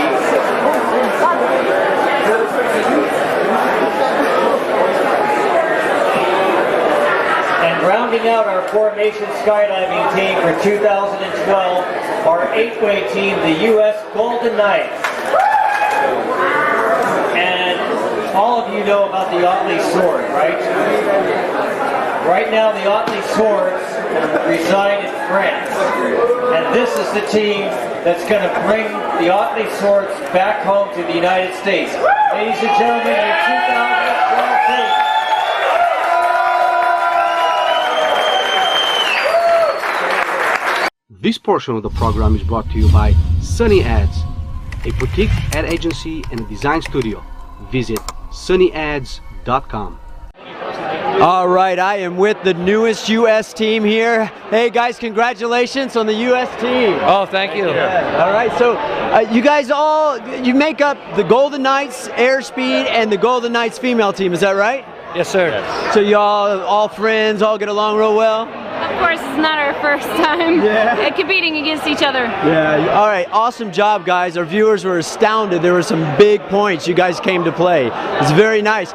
Someone tell me here, what is, besides having to jump, but off the scenes, what kind of training do you have to do to prepare for something like this? I mean, we do a lot of mental training, just trying to keep ourselves calm and make sure we're ready to go. I mean, 4-way and 8-way and the females, they've been working really hard to just make sure that they were ready to go. But all in all, I think we're all pretty happy with the competition. Yeah, astounding, guys. Good job. Thank you so much, guys. Congratulations. What is actually next? What's the next step? What are you going to do? Yeah, exactly. You heard him. Say it again. And what's the next meet that you're going to? Not Dubai. What is it? No, Valentine's, I guess. Valentine's. Where's that going to be held, guys? Here, Eloy. All right, so Valentine's Boogie, Eloy. This is where you can see this team play again. Thanks, guys. You've seen it right here, Skydive TV.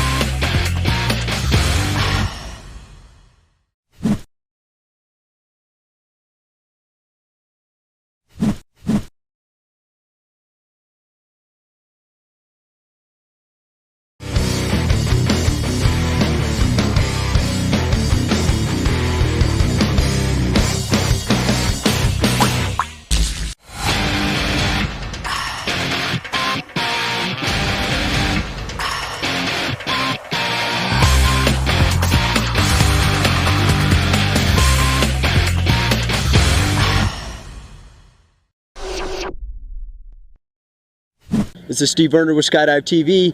We are on a weather hole, believe it or not, here in Eloy, Arizona. This whole week has been fantastic weather, but as round 5 was loading the plane for 10-way speed, they were asked to stop, get back on the tram, come back to the hangar, and now we're on a weather hold.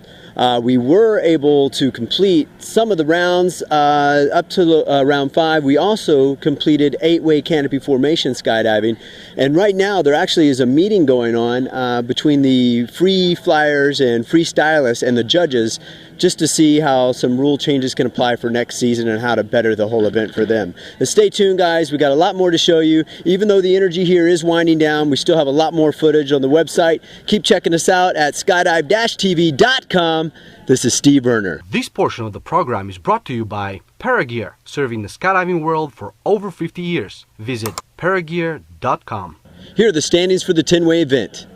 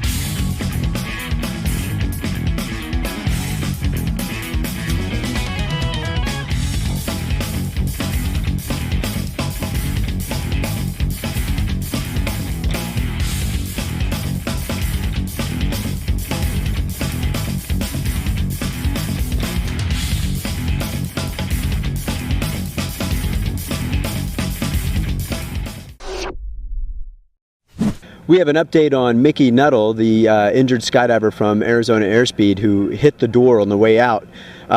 He has come back from the hospital. He's fine. They just wanted to take every precaution to make sure there was no spinal injury. He's been x-rayed. There's nothing abnormal. The doctors say he probably just pinched a nerve. It's going to be a little bit sore for a while, but he's expected to have a full recovery. We're here with Frank Lupica, the chief judge of canopy formation. We're just checking in with you to find out, now that most of the competition's over. I hear we're doing pro-ams now, but that's not really a medaled event. Is that correct? That's correct. Okay, it's a test event, and hopefully they'll pick it up. Yeah. And then as far as the judging for the medal events went, how did that go? Actually, it went pretty smooth. The people that I'm working with are a great bunch of people, and it's all good. Yeah, so was there any hiccups in the judging system at all? Nothing we couldn't overcome. The biggest thing this year was video quality that the judges were actually seeing, but we bypassed that. Yeah. So do you feel like it's the video quality that the competitors are using, their cameras, or is it on the end of the judges' equipment? It's on the monitors. Okay. We'd like it to be crisper, but we always want something. So maybe next year we can have some high definition flat panel TV screens or something? Yeah, 75-inch or something. That'd be great. That'd be a lot easier to see. All right, thank you very much. We appreciate it. That's it. So we heard it went pretty smoothly. No hiccups in the system. Always room for improvement. This is Steve Verner with Skydive TV. This portion of the program is brought to you by Rock Sky Market, skydiving gear store with rock-solid customer service. Visit us 24/7 at rockskymarket.com. Here are the final standings for the 8-way canopy formation.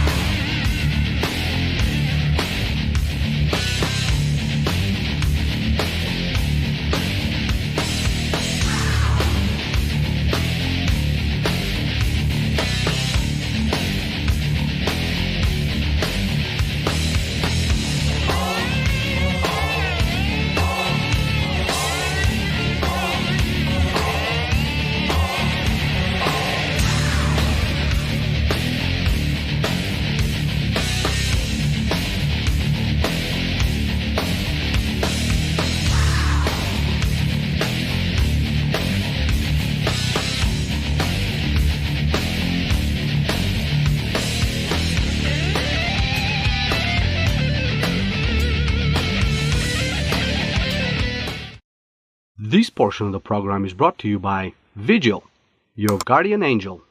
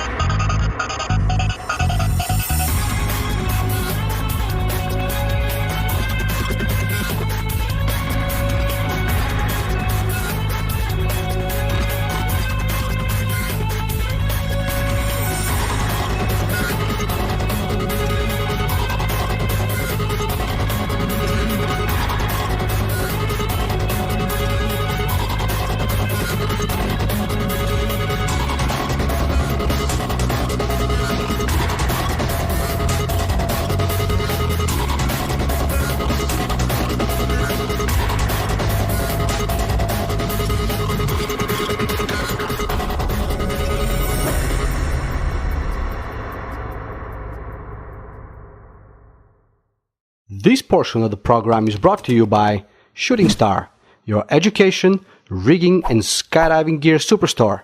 Open 24/7 at shootingstar.com.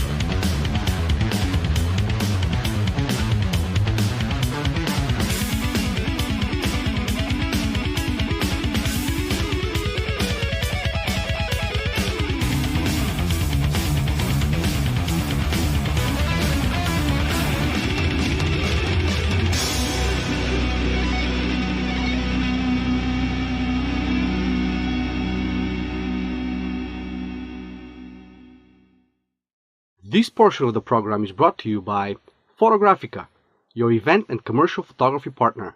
Visit photographicalasvegas.com. We have James Hayhurst and Ed Scott here, and we just wanted to know, well, first of all, we'll start with you, James. From your point of view, how did the competition go? I know right now we're on a weather hold, we're not quite finished, but so far the majority of the Nationals is over. Yes. From your point of view, how did things go this year? Very, very well. You know, not perfectly, nothing ever happens perfectly, but in general the organization has been outstanding, the aircraft support, the weather ideal, and we have just rolled through the championships. We have a slightly larger turnout than last year, about 10% larger, so the numbers are growing, and I think we're going to have put out 750 loads and over 14,000 jumps when this is all over, Wow. over a 10-day period. So pretty impressive turnout. Very impressive. And we've only had one minor injury happen today, 10-way speed. The guys go out hard and fast, and they go through a narrow opening, and someone jammed his shoulder pretty hard. Other than that, no injuries, very few malfunctions. It's been a very safe meet, and some outstanding performances, just stellar performances. So it's been exciting just to watch, and see the performances. This is our national championships, but it's truly a world-class meet. I'm thinking the competitors are really enjoying the meet, how it's been run. The judging, I've heard, has been felt to be top-notch by the competitors themselves. But, we're also interested in getting feedback after the meet, after people go home, have a little time to decompress and think through it. So I'd really urge any competitors or anyone out there, I'd like to hear about coverage too. Fortunately, we've had Skydive TV here now for the second year in a row. This year giving us wall-to-wall coverage, and we're just ecstatic that the job you guys are doing and the number of hits you're getting. And that's part of our game plan, is just to up the coverage and make it easier to get what's going on here out to the skydiving world and the public at large. So I'd urge the competitors to email us their thoughts, any critiques, anything they liked or didn't like at competition@uspa.org. This is Steve Verner with Skydive TV. We're in the midst of the weather hold here at Eloy, Arizona during probably what would really be the last day of competition. But everything's on hold now. The dust is kicking up. We got about 45-mile-an-hour gusts coming through here every once in a while. Nobody's jumping. I'm got dust in my mouth. So it's quite a thing here. It's just like a sandstorm all around us here. So stay tuned, guys. We still have more to show you. Steve Verner with Skydive TV.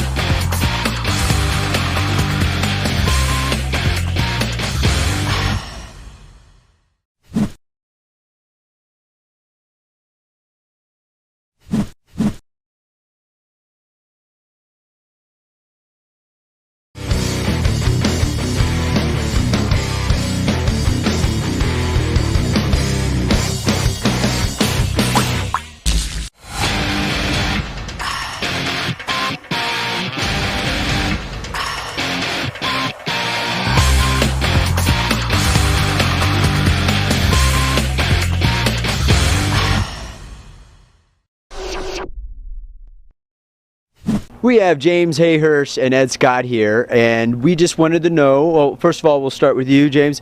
From your point of view, how did the competition go? I know right now we're on a weather hold, we're not quite finished, but so far the majority of the Nationals is over. Yes. From your point of view, how did things go this year?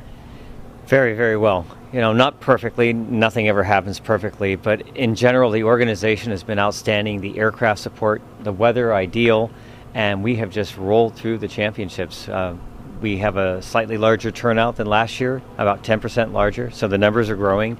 And I think we're going to have put out 750 loads and over 14,000 jumps when this is all over, over a 10-day period. So pretty impressive turnout. Very impressive. And we've only had one minor injury happen today. 10-way speed. The guys go out hard and fast, and they go through a narrow opening, and someone jammed his shoulder pretty hard. Other than that, no injuries, very few malfunctions. It's been a very safe meet, and some outstanding performances, you know, just stellar performances. So it's been exciting just to watch, you know, and see the performances. This is our national championships, but it's truly a world-class meet. I heard that this year, especially in the four-way advanced and intermediate, there was a lot of neck and neck and changing positions all the way through. A lot of action happening there. You know, it's so true. There's a lady that's doing one of our writers for Parachutists is doing a story on the last place team, which is kind of interesting. And what was interesting is they're fiercely competitive. They're on a journey towards excellence, and they take their performance here as seriously as the A teams. And you're right.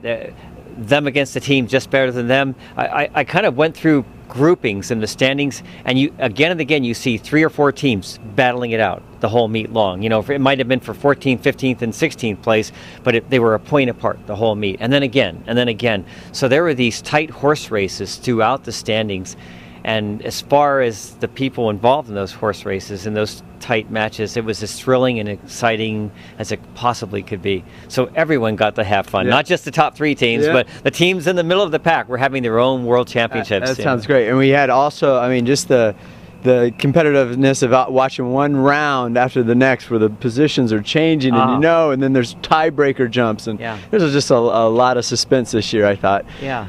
So Ed, from your point of view, I mean, we hear a little bit of comments like everything's really, really smooth. There's always room for improvement. Do you have anything on your mind right now where things could improve already for next year? Well, not at the moment, but I understand that Jim's concerns about the meet and my concerns about the meet are slightly different. As meet controller, he's concerned about how the meet itself runs, staying efficient, staying on time, getting everything done if possible.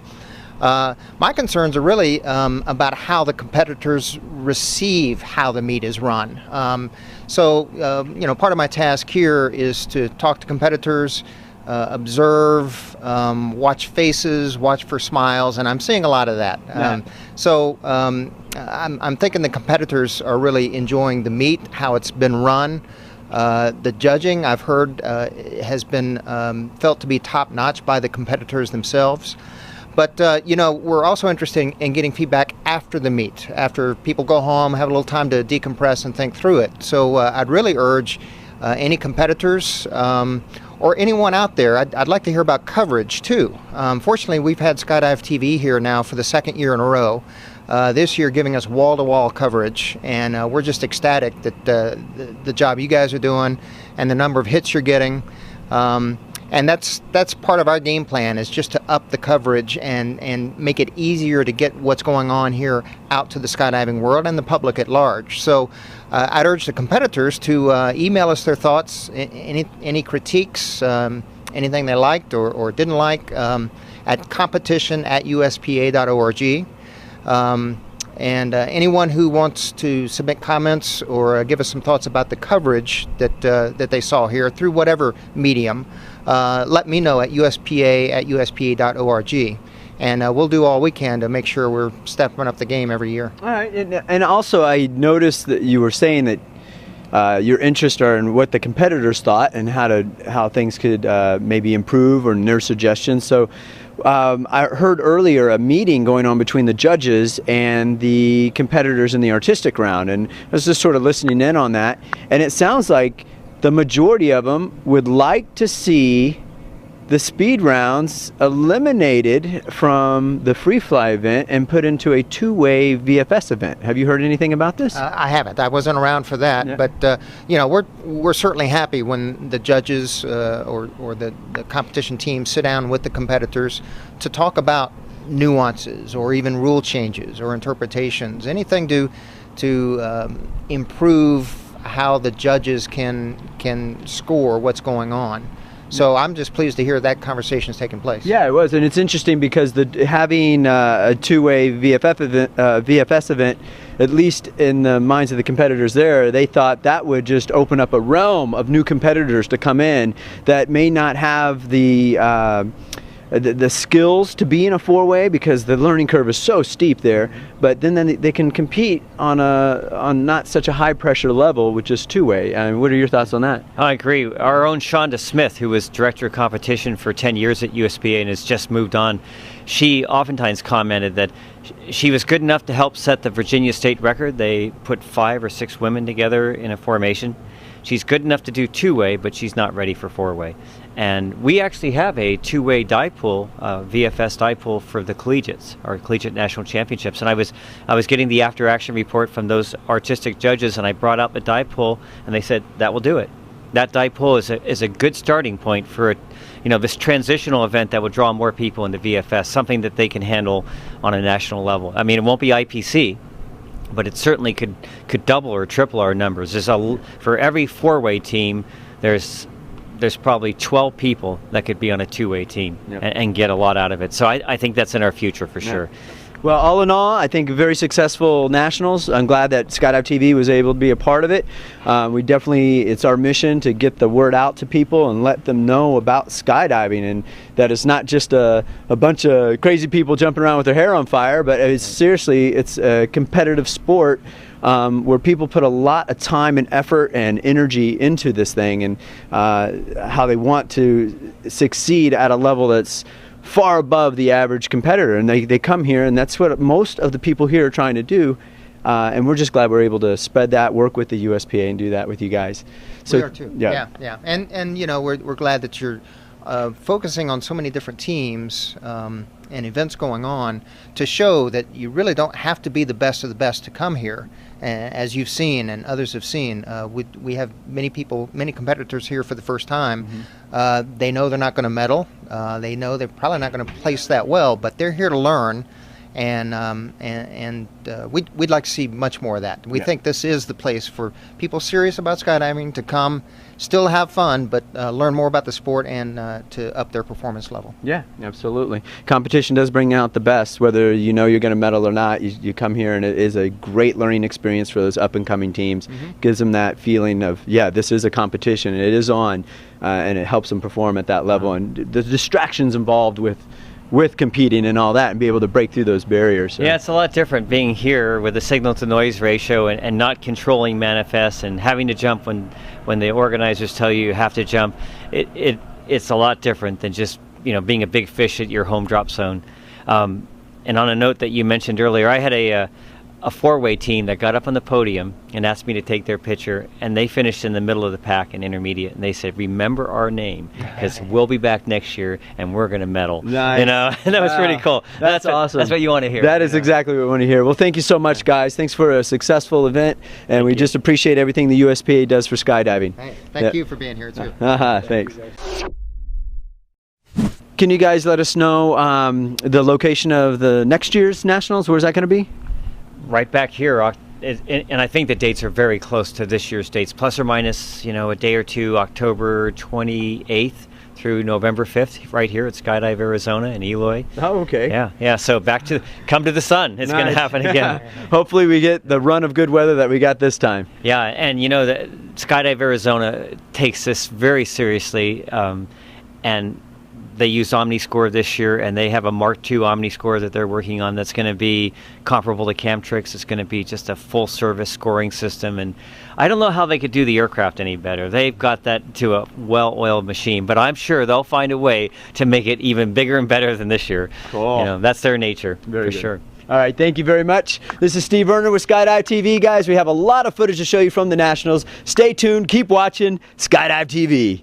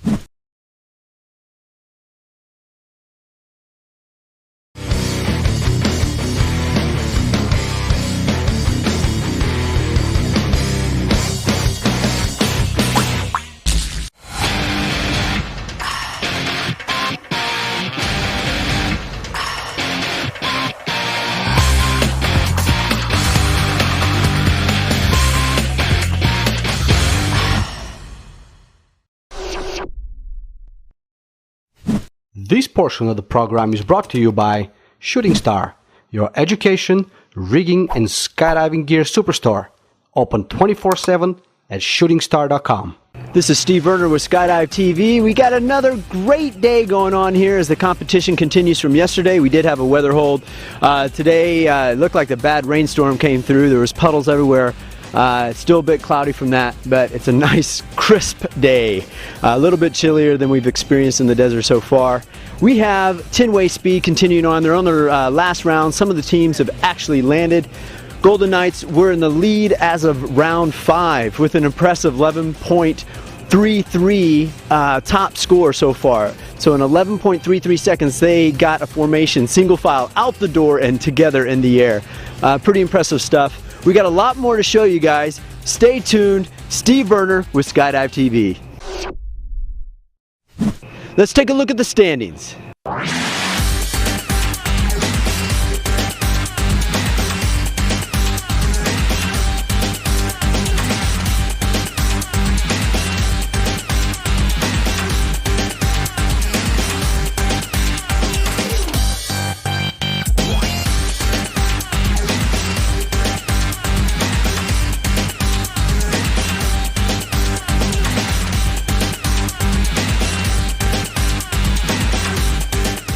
Here are the skydives from the last rounds.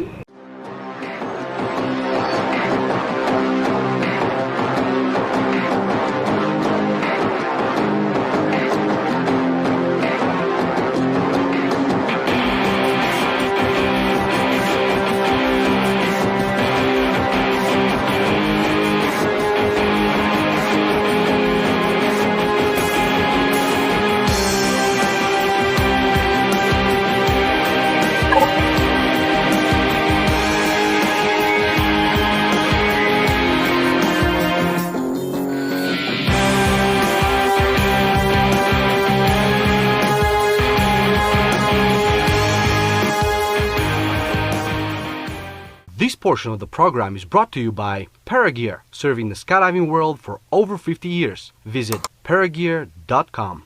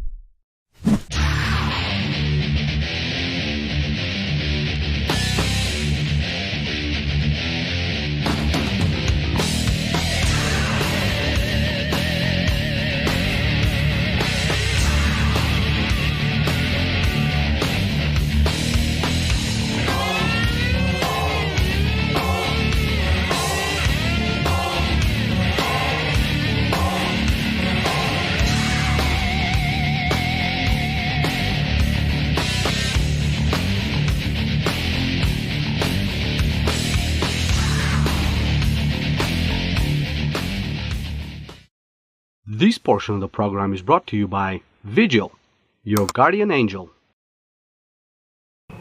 We have Mark Kirkby here from Arizona Airspeed. How you doing, Mark? Fantastic, thank you. You just landed off round 6. That's the last round in 10-way speed, is that right? That's correct. Cool. How'd that round go for you? We had a good one. I had a little bit of a rough jump myself. I got my leg caught in the door, didn't have a fantastic exit, but I think we still pulled off something like 12 and a half seconds, something like that, so it's not bad. Cool. So you guys, did you secure your position? Did you move up any rankings? I would take an educated guess that we moved up into second from third, but we were, because we were very, very close to that before.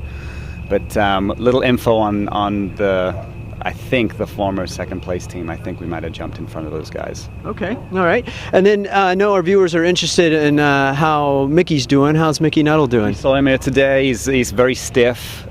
He's having trouble moving his neck from side to side, but we're just over the moon that he's, you know, there's no permanent or long-lasting injuries. Yeah, that's awesome. I'm glad. And I heard that it just probably was just a pinched nerve type thing going on, plus a lot of sore muscles after a hit. Is that what he basically says? Or? Yeah, well, I think when you hit your head and that shock goes into your spine, you know, it doesn't matter how tough you are. Yeah. You know, that level of pain when your body says, hey, my head and my spine are hurting, man, it's like you just can't take any risks. You've got to take precautions, and you know, if we can't take care of our teammates, you know, so we wanted to make sure he was fine. You know, competition's all important, but you know, we got to take care of our teammates first. Yeah, absolutely. And then we also hear that you are part of a charity event coming up where you are actually going to run. Is it 150 miles? That's right. One of my main passions is, aside from skydiving, is ultra running. So I've run all my life. I've run my fair share of marathons and things like that. And running allows me to have a balanced life outside of skydiving and family life. It gives me some time for me. I really enjoy it, and I love being in the outdoors. And there are some amazing trail races out there. So I got into 50 and 100-mile races in the last 3 years, and I've done 300-milers and many 50-mile races, and started doing fairly well in them. And I figured, well, if I'm doing all this running, why not do it for something, you know, some kind of charity? And you know, in the skydiving circles, we rub shoulders with some of the finest people in the special ops community, and I decided to run for the Special Operations Warrior Foundation and raise $15,000. So, wow! Can you tell us a little bit about that organization? Well, basically, what the Special Ops Warrior Foundation is there for. It's been around since the mid '80s. And what it does is it provides support and financial aid to the family of fallen special ops soldiers. You know, unfortunately these days, you know, the special ops community is sacrificing more than a lot of the, you know, a big part of the armed forces. So it's really, really important for me to be able to, you know, not just say thanks, but, you know, go a little extra, go a little further, and, you know, help make a difference in some of these children's and, you know, bereaved lives, you know. And I'd say what you're doing, I mean, 150 miles running has got to be brutal on the body, a sacrifice in that part. But I get the feeling you believe it's worth every bit of training that you have to put into it. Is that right? Yeah, I think I'm prepared pretty good. You know, the Nationals forces me to stop running, which is good for the resting and recovery before I do the really, really tough races. And I pretty much plan after Nationals almost every year I do a 100-miler at least. So this portion of the program is brought to you by Rock Sky Market, skydiving gear store with rock-solid customer service. Visit us 24/7 at rockskymarket.com. If you have people that want to donate to the cause and sponsor the event through you, is that how it works? Well, I signed up and created a page on First Giving. It's one word, First and Giving. And if you go to First Giving and type in Mark Kirkby, firstgiving.com, and you go type in Mark Kirkby, Special Operations Warrior Foundation, you should get my page, and that's it. You know, right. if you don't donate, we'll talk up my story and maybe we can get somebody else too. Awesome. Well, we'll have that information listed on the screen, and people will be able to donate to it. You can just go to that website, guys, and learn all about it. It is for a great cause. Mark Kirby's put a lot of time and effort into it as well as I'm sure many other people that are involved in the run as well. Is it just you, or is it other people? Me. I created the run just for myself to go do it. You know, me in a support van. Yep. I'll just be out there for 40 hours doing my best to get it done. And how big is the crew that goes along with you? I've got a crew of about 4 or 5 pacers. I'll need those pretty much for the last 70 miles. And I'll have my wife driving a support van around following me. So, all right. Yeah. All right, guys, so check out the website, and if you can, you know, give a little. It's a great cause. This is Steve Verner with Skydive TV. All right, that's going to wrap things up here in Eloy, Arizona. This concludes the U.S. National Competition. All we have left is the award ceremony. It has been a great competition. We've loved it. We hope you guys loved it. After the award ceremony, we're back to the studio, so keep watching us. This is Steve Verner exclusively with Skydive TV.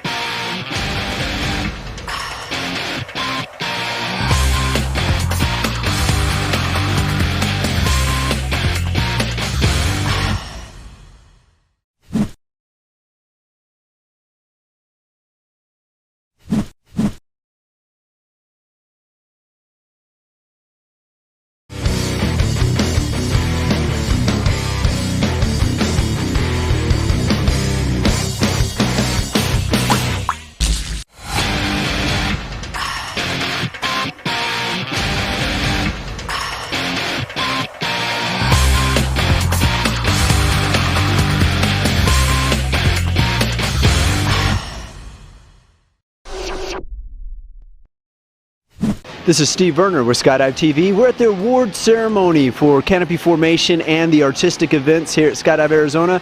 This is it. This is the last award ceremony and also the last banquet. It looks like, from just looking out at what they're going to have for food, that Larry Hill with Skydive Arizona has set up an awesome banquet.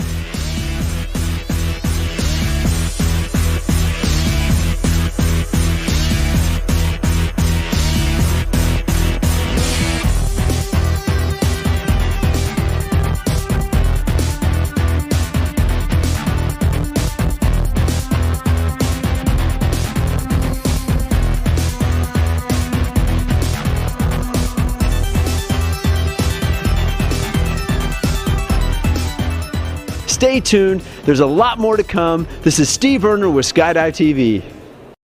This portion of the program is brought to you by Vigil, your guardian angel.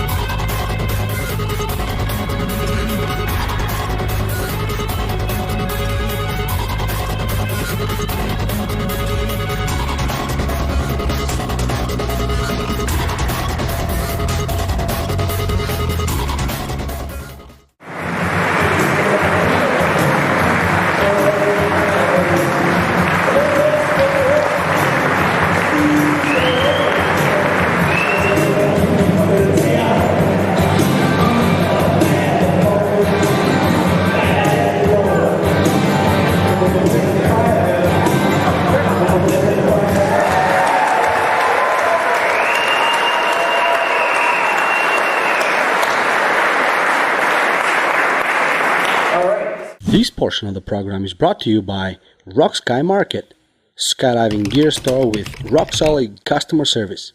Visit us 24/7 at rockskymarket.com.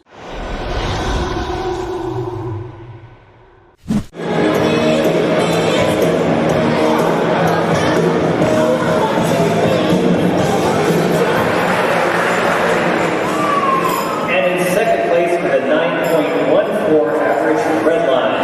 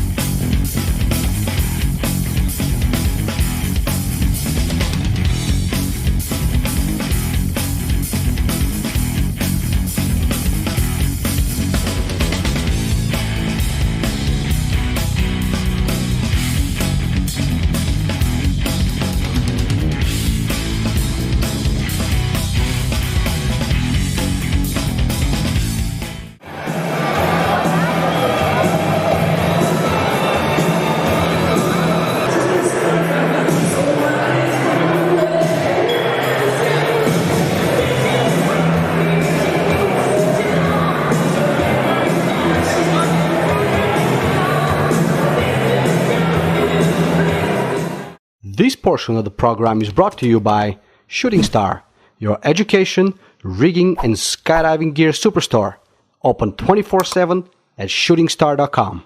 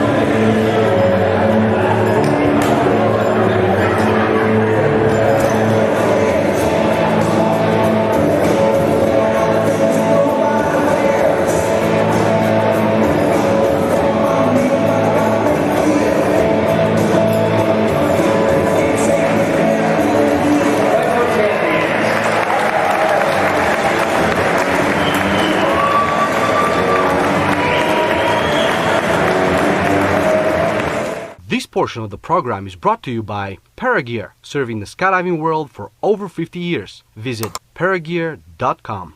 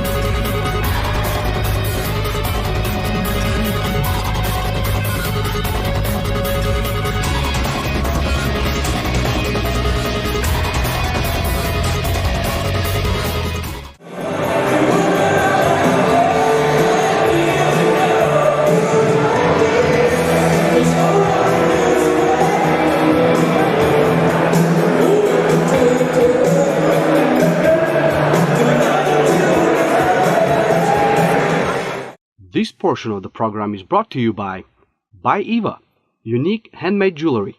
Visit jewelrybyeva.com.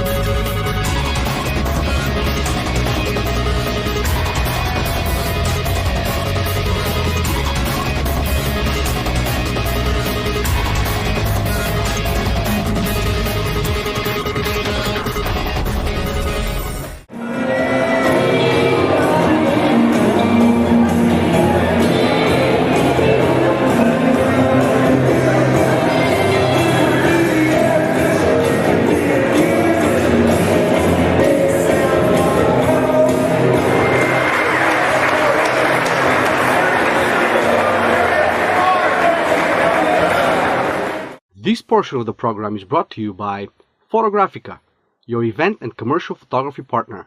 Visit photographicalasvegas.com.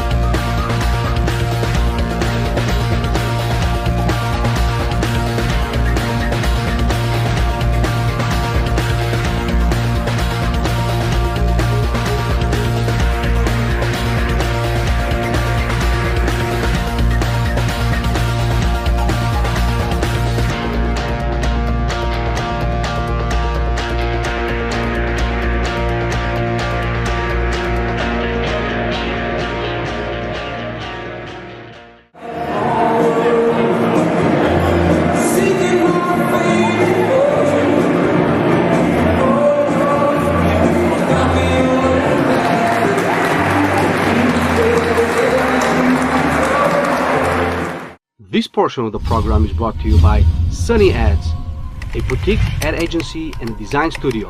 Visit sunnyads.com.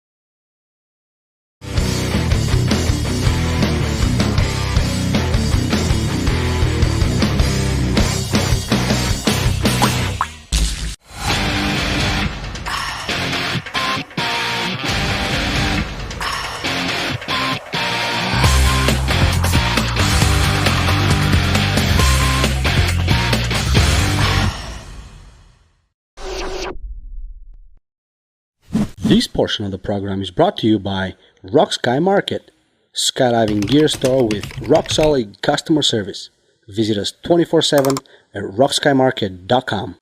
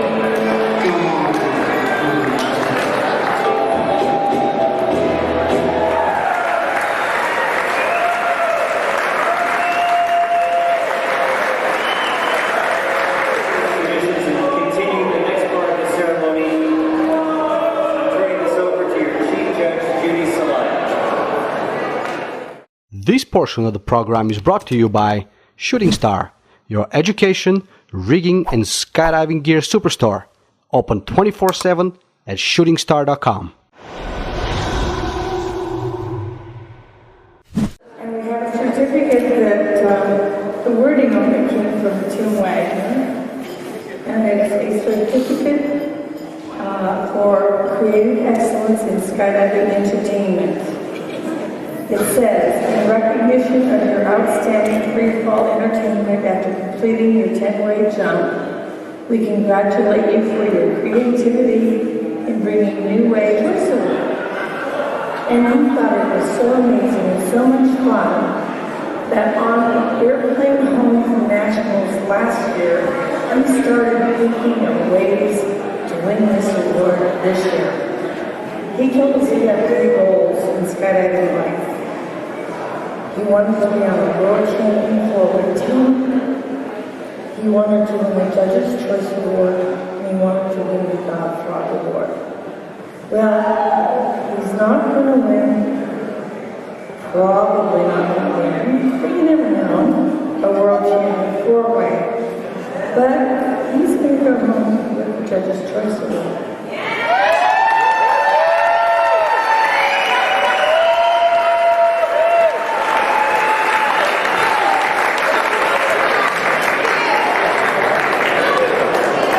Are you trying to get crazy with this year?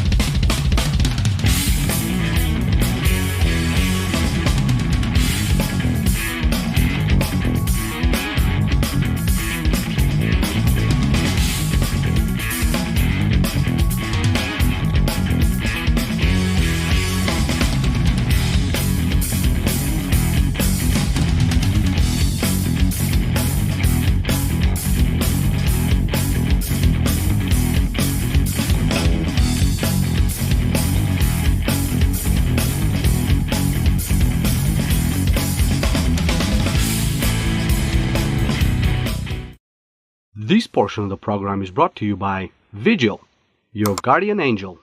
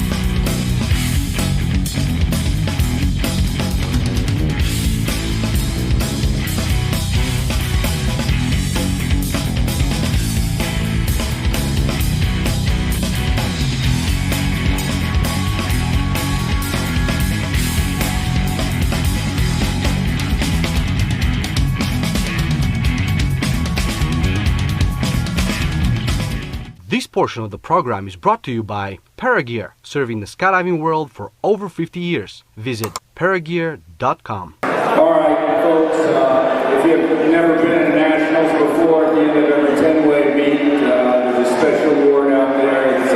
It's called the Godfrog Award. And it's basically handed out to the 10-way team with the most positive vibes, big smiles, and are having a good time at the end of maybe a Tennessee Nationals. This year, it was a pretty obvious choice. We rode on the airplane with them twice, and both times they kept us laughing and it kept a smile on everybody's face. Let's see here. Special characters is going to get the Godfrog Award this year. Ron, that's two in 1 year.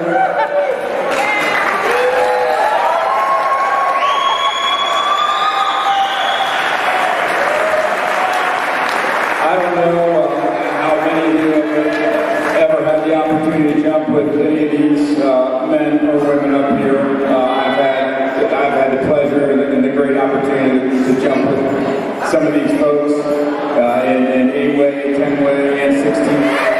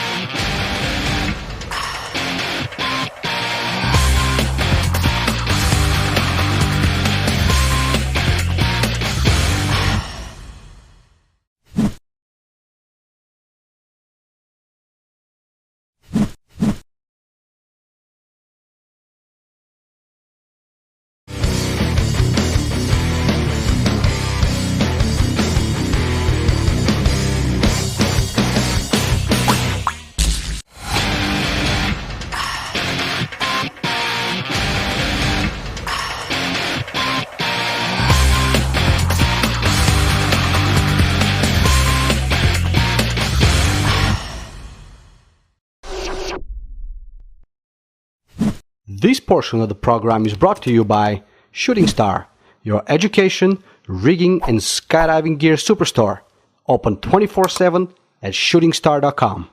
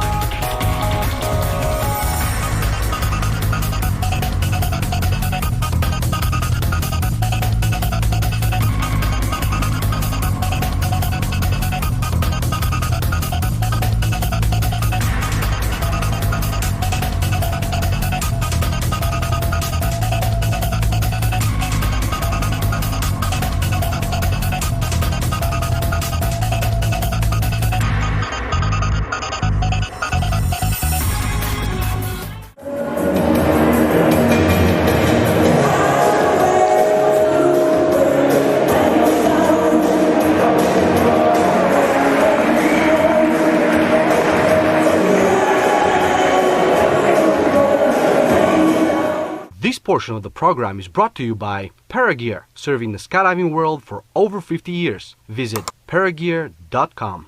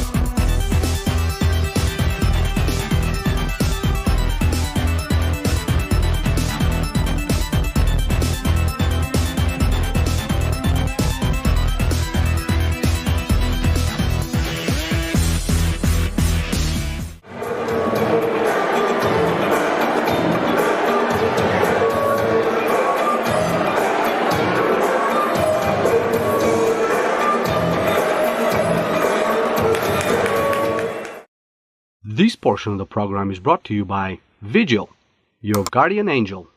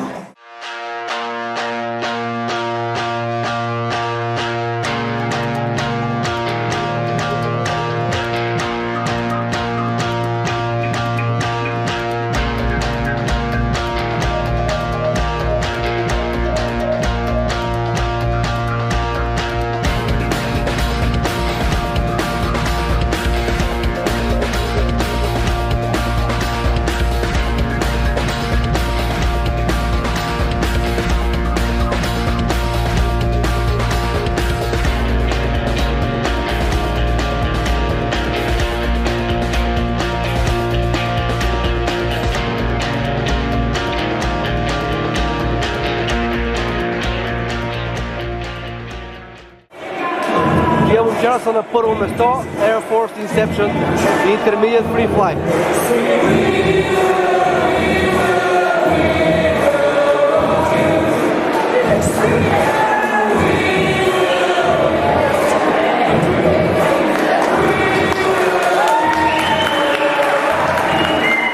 This portion of the program is brought to you by Rock Sky Market, skydiving gear store with rock-solid customer service. Visit us 24/7 at rockskymarket.com.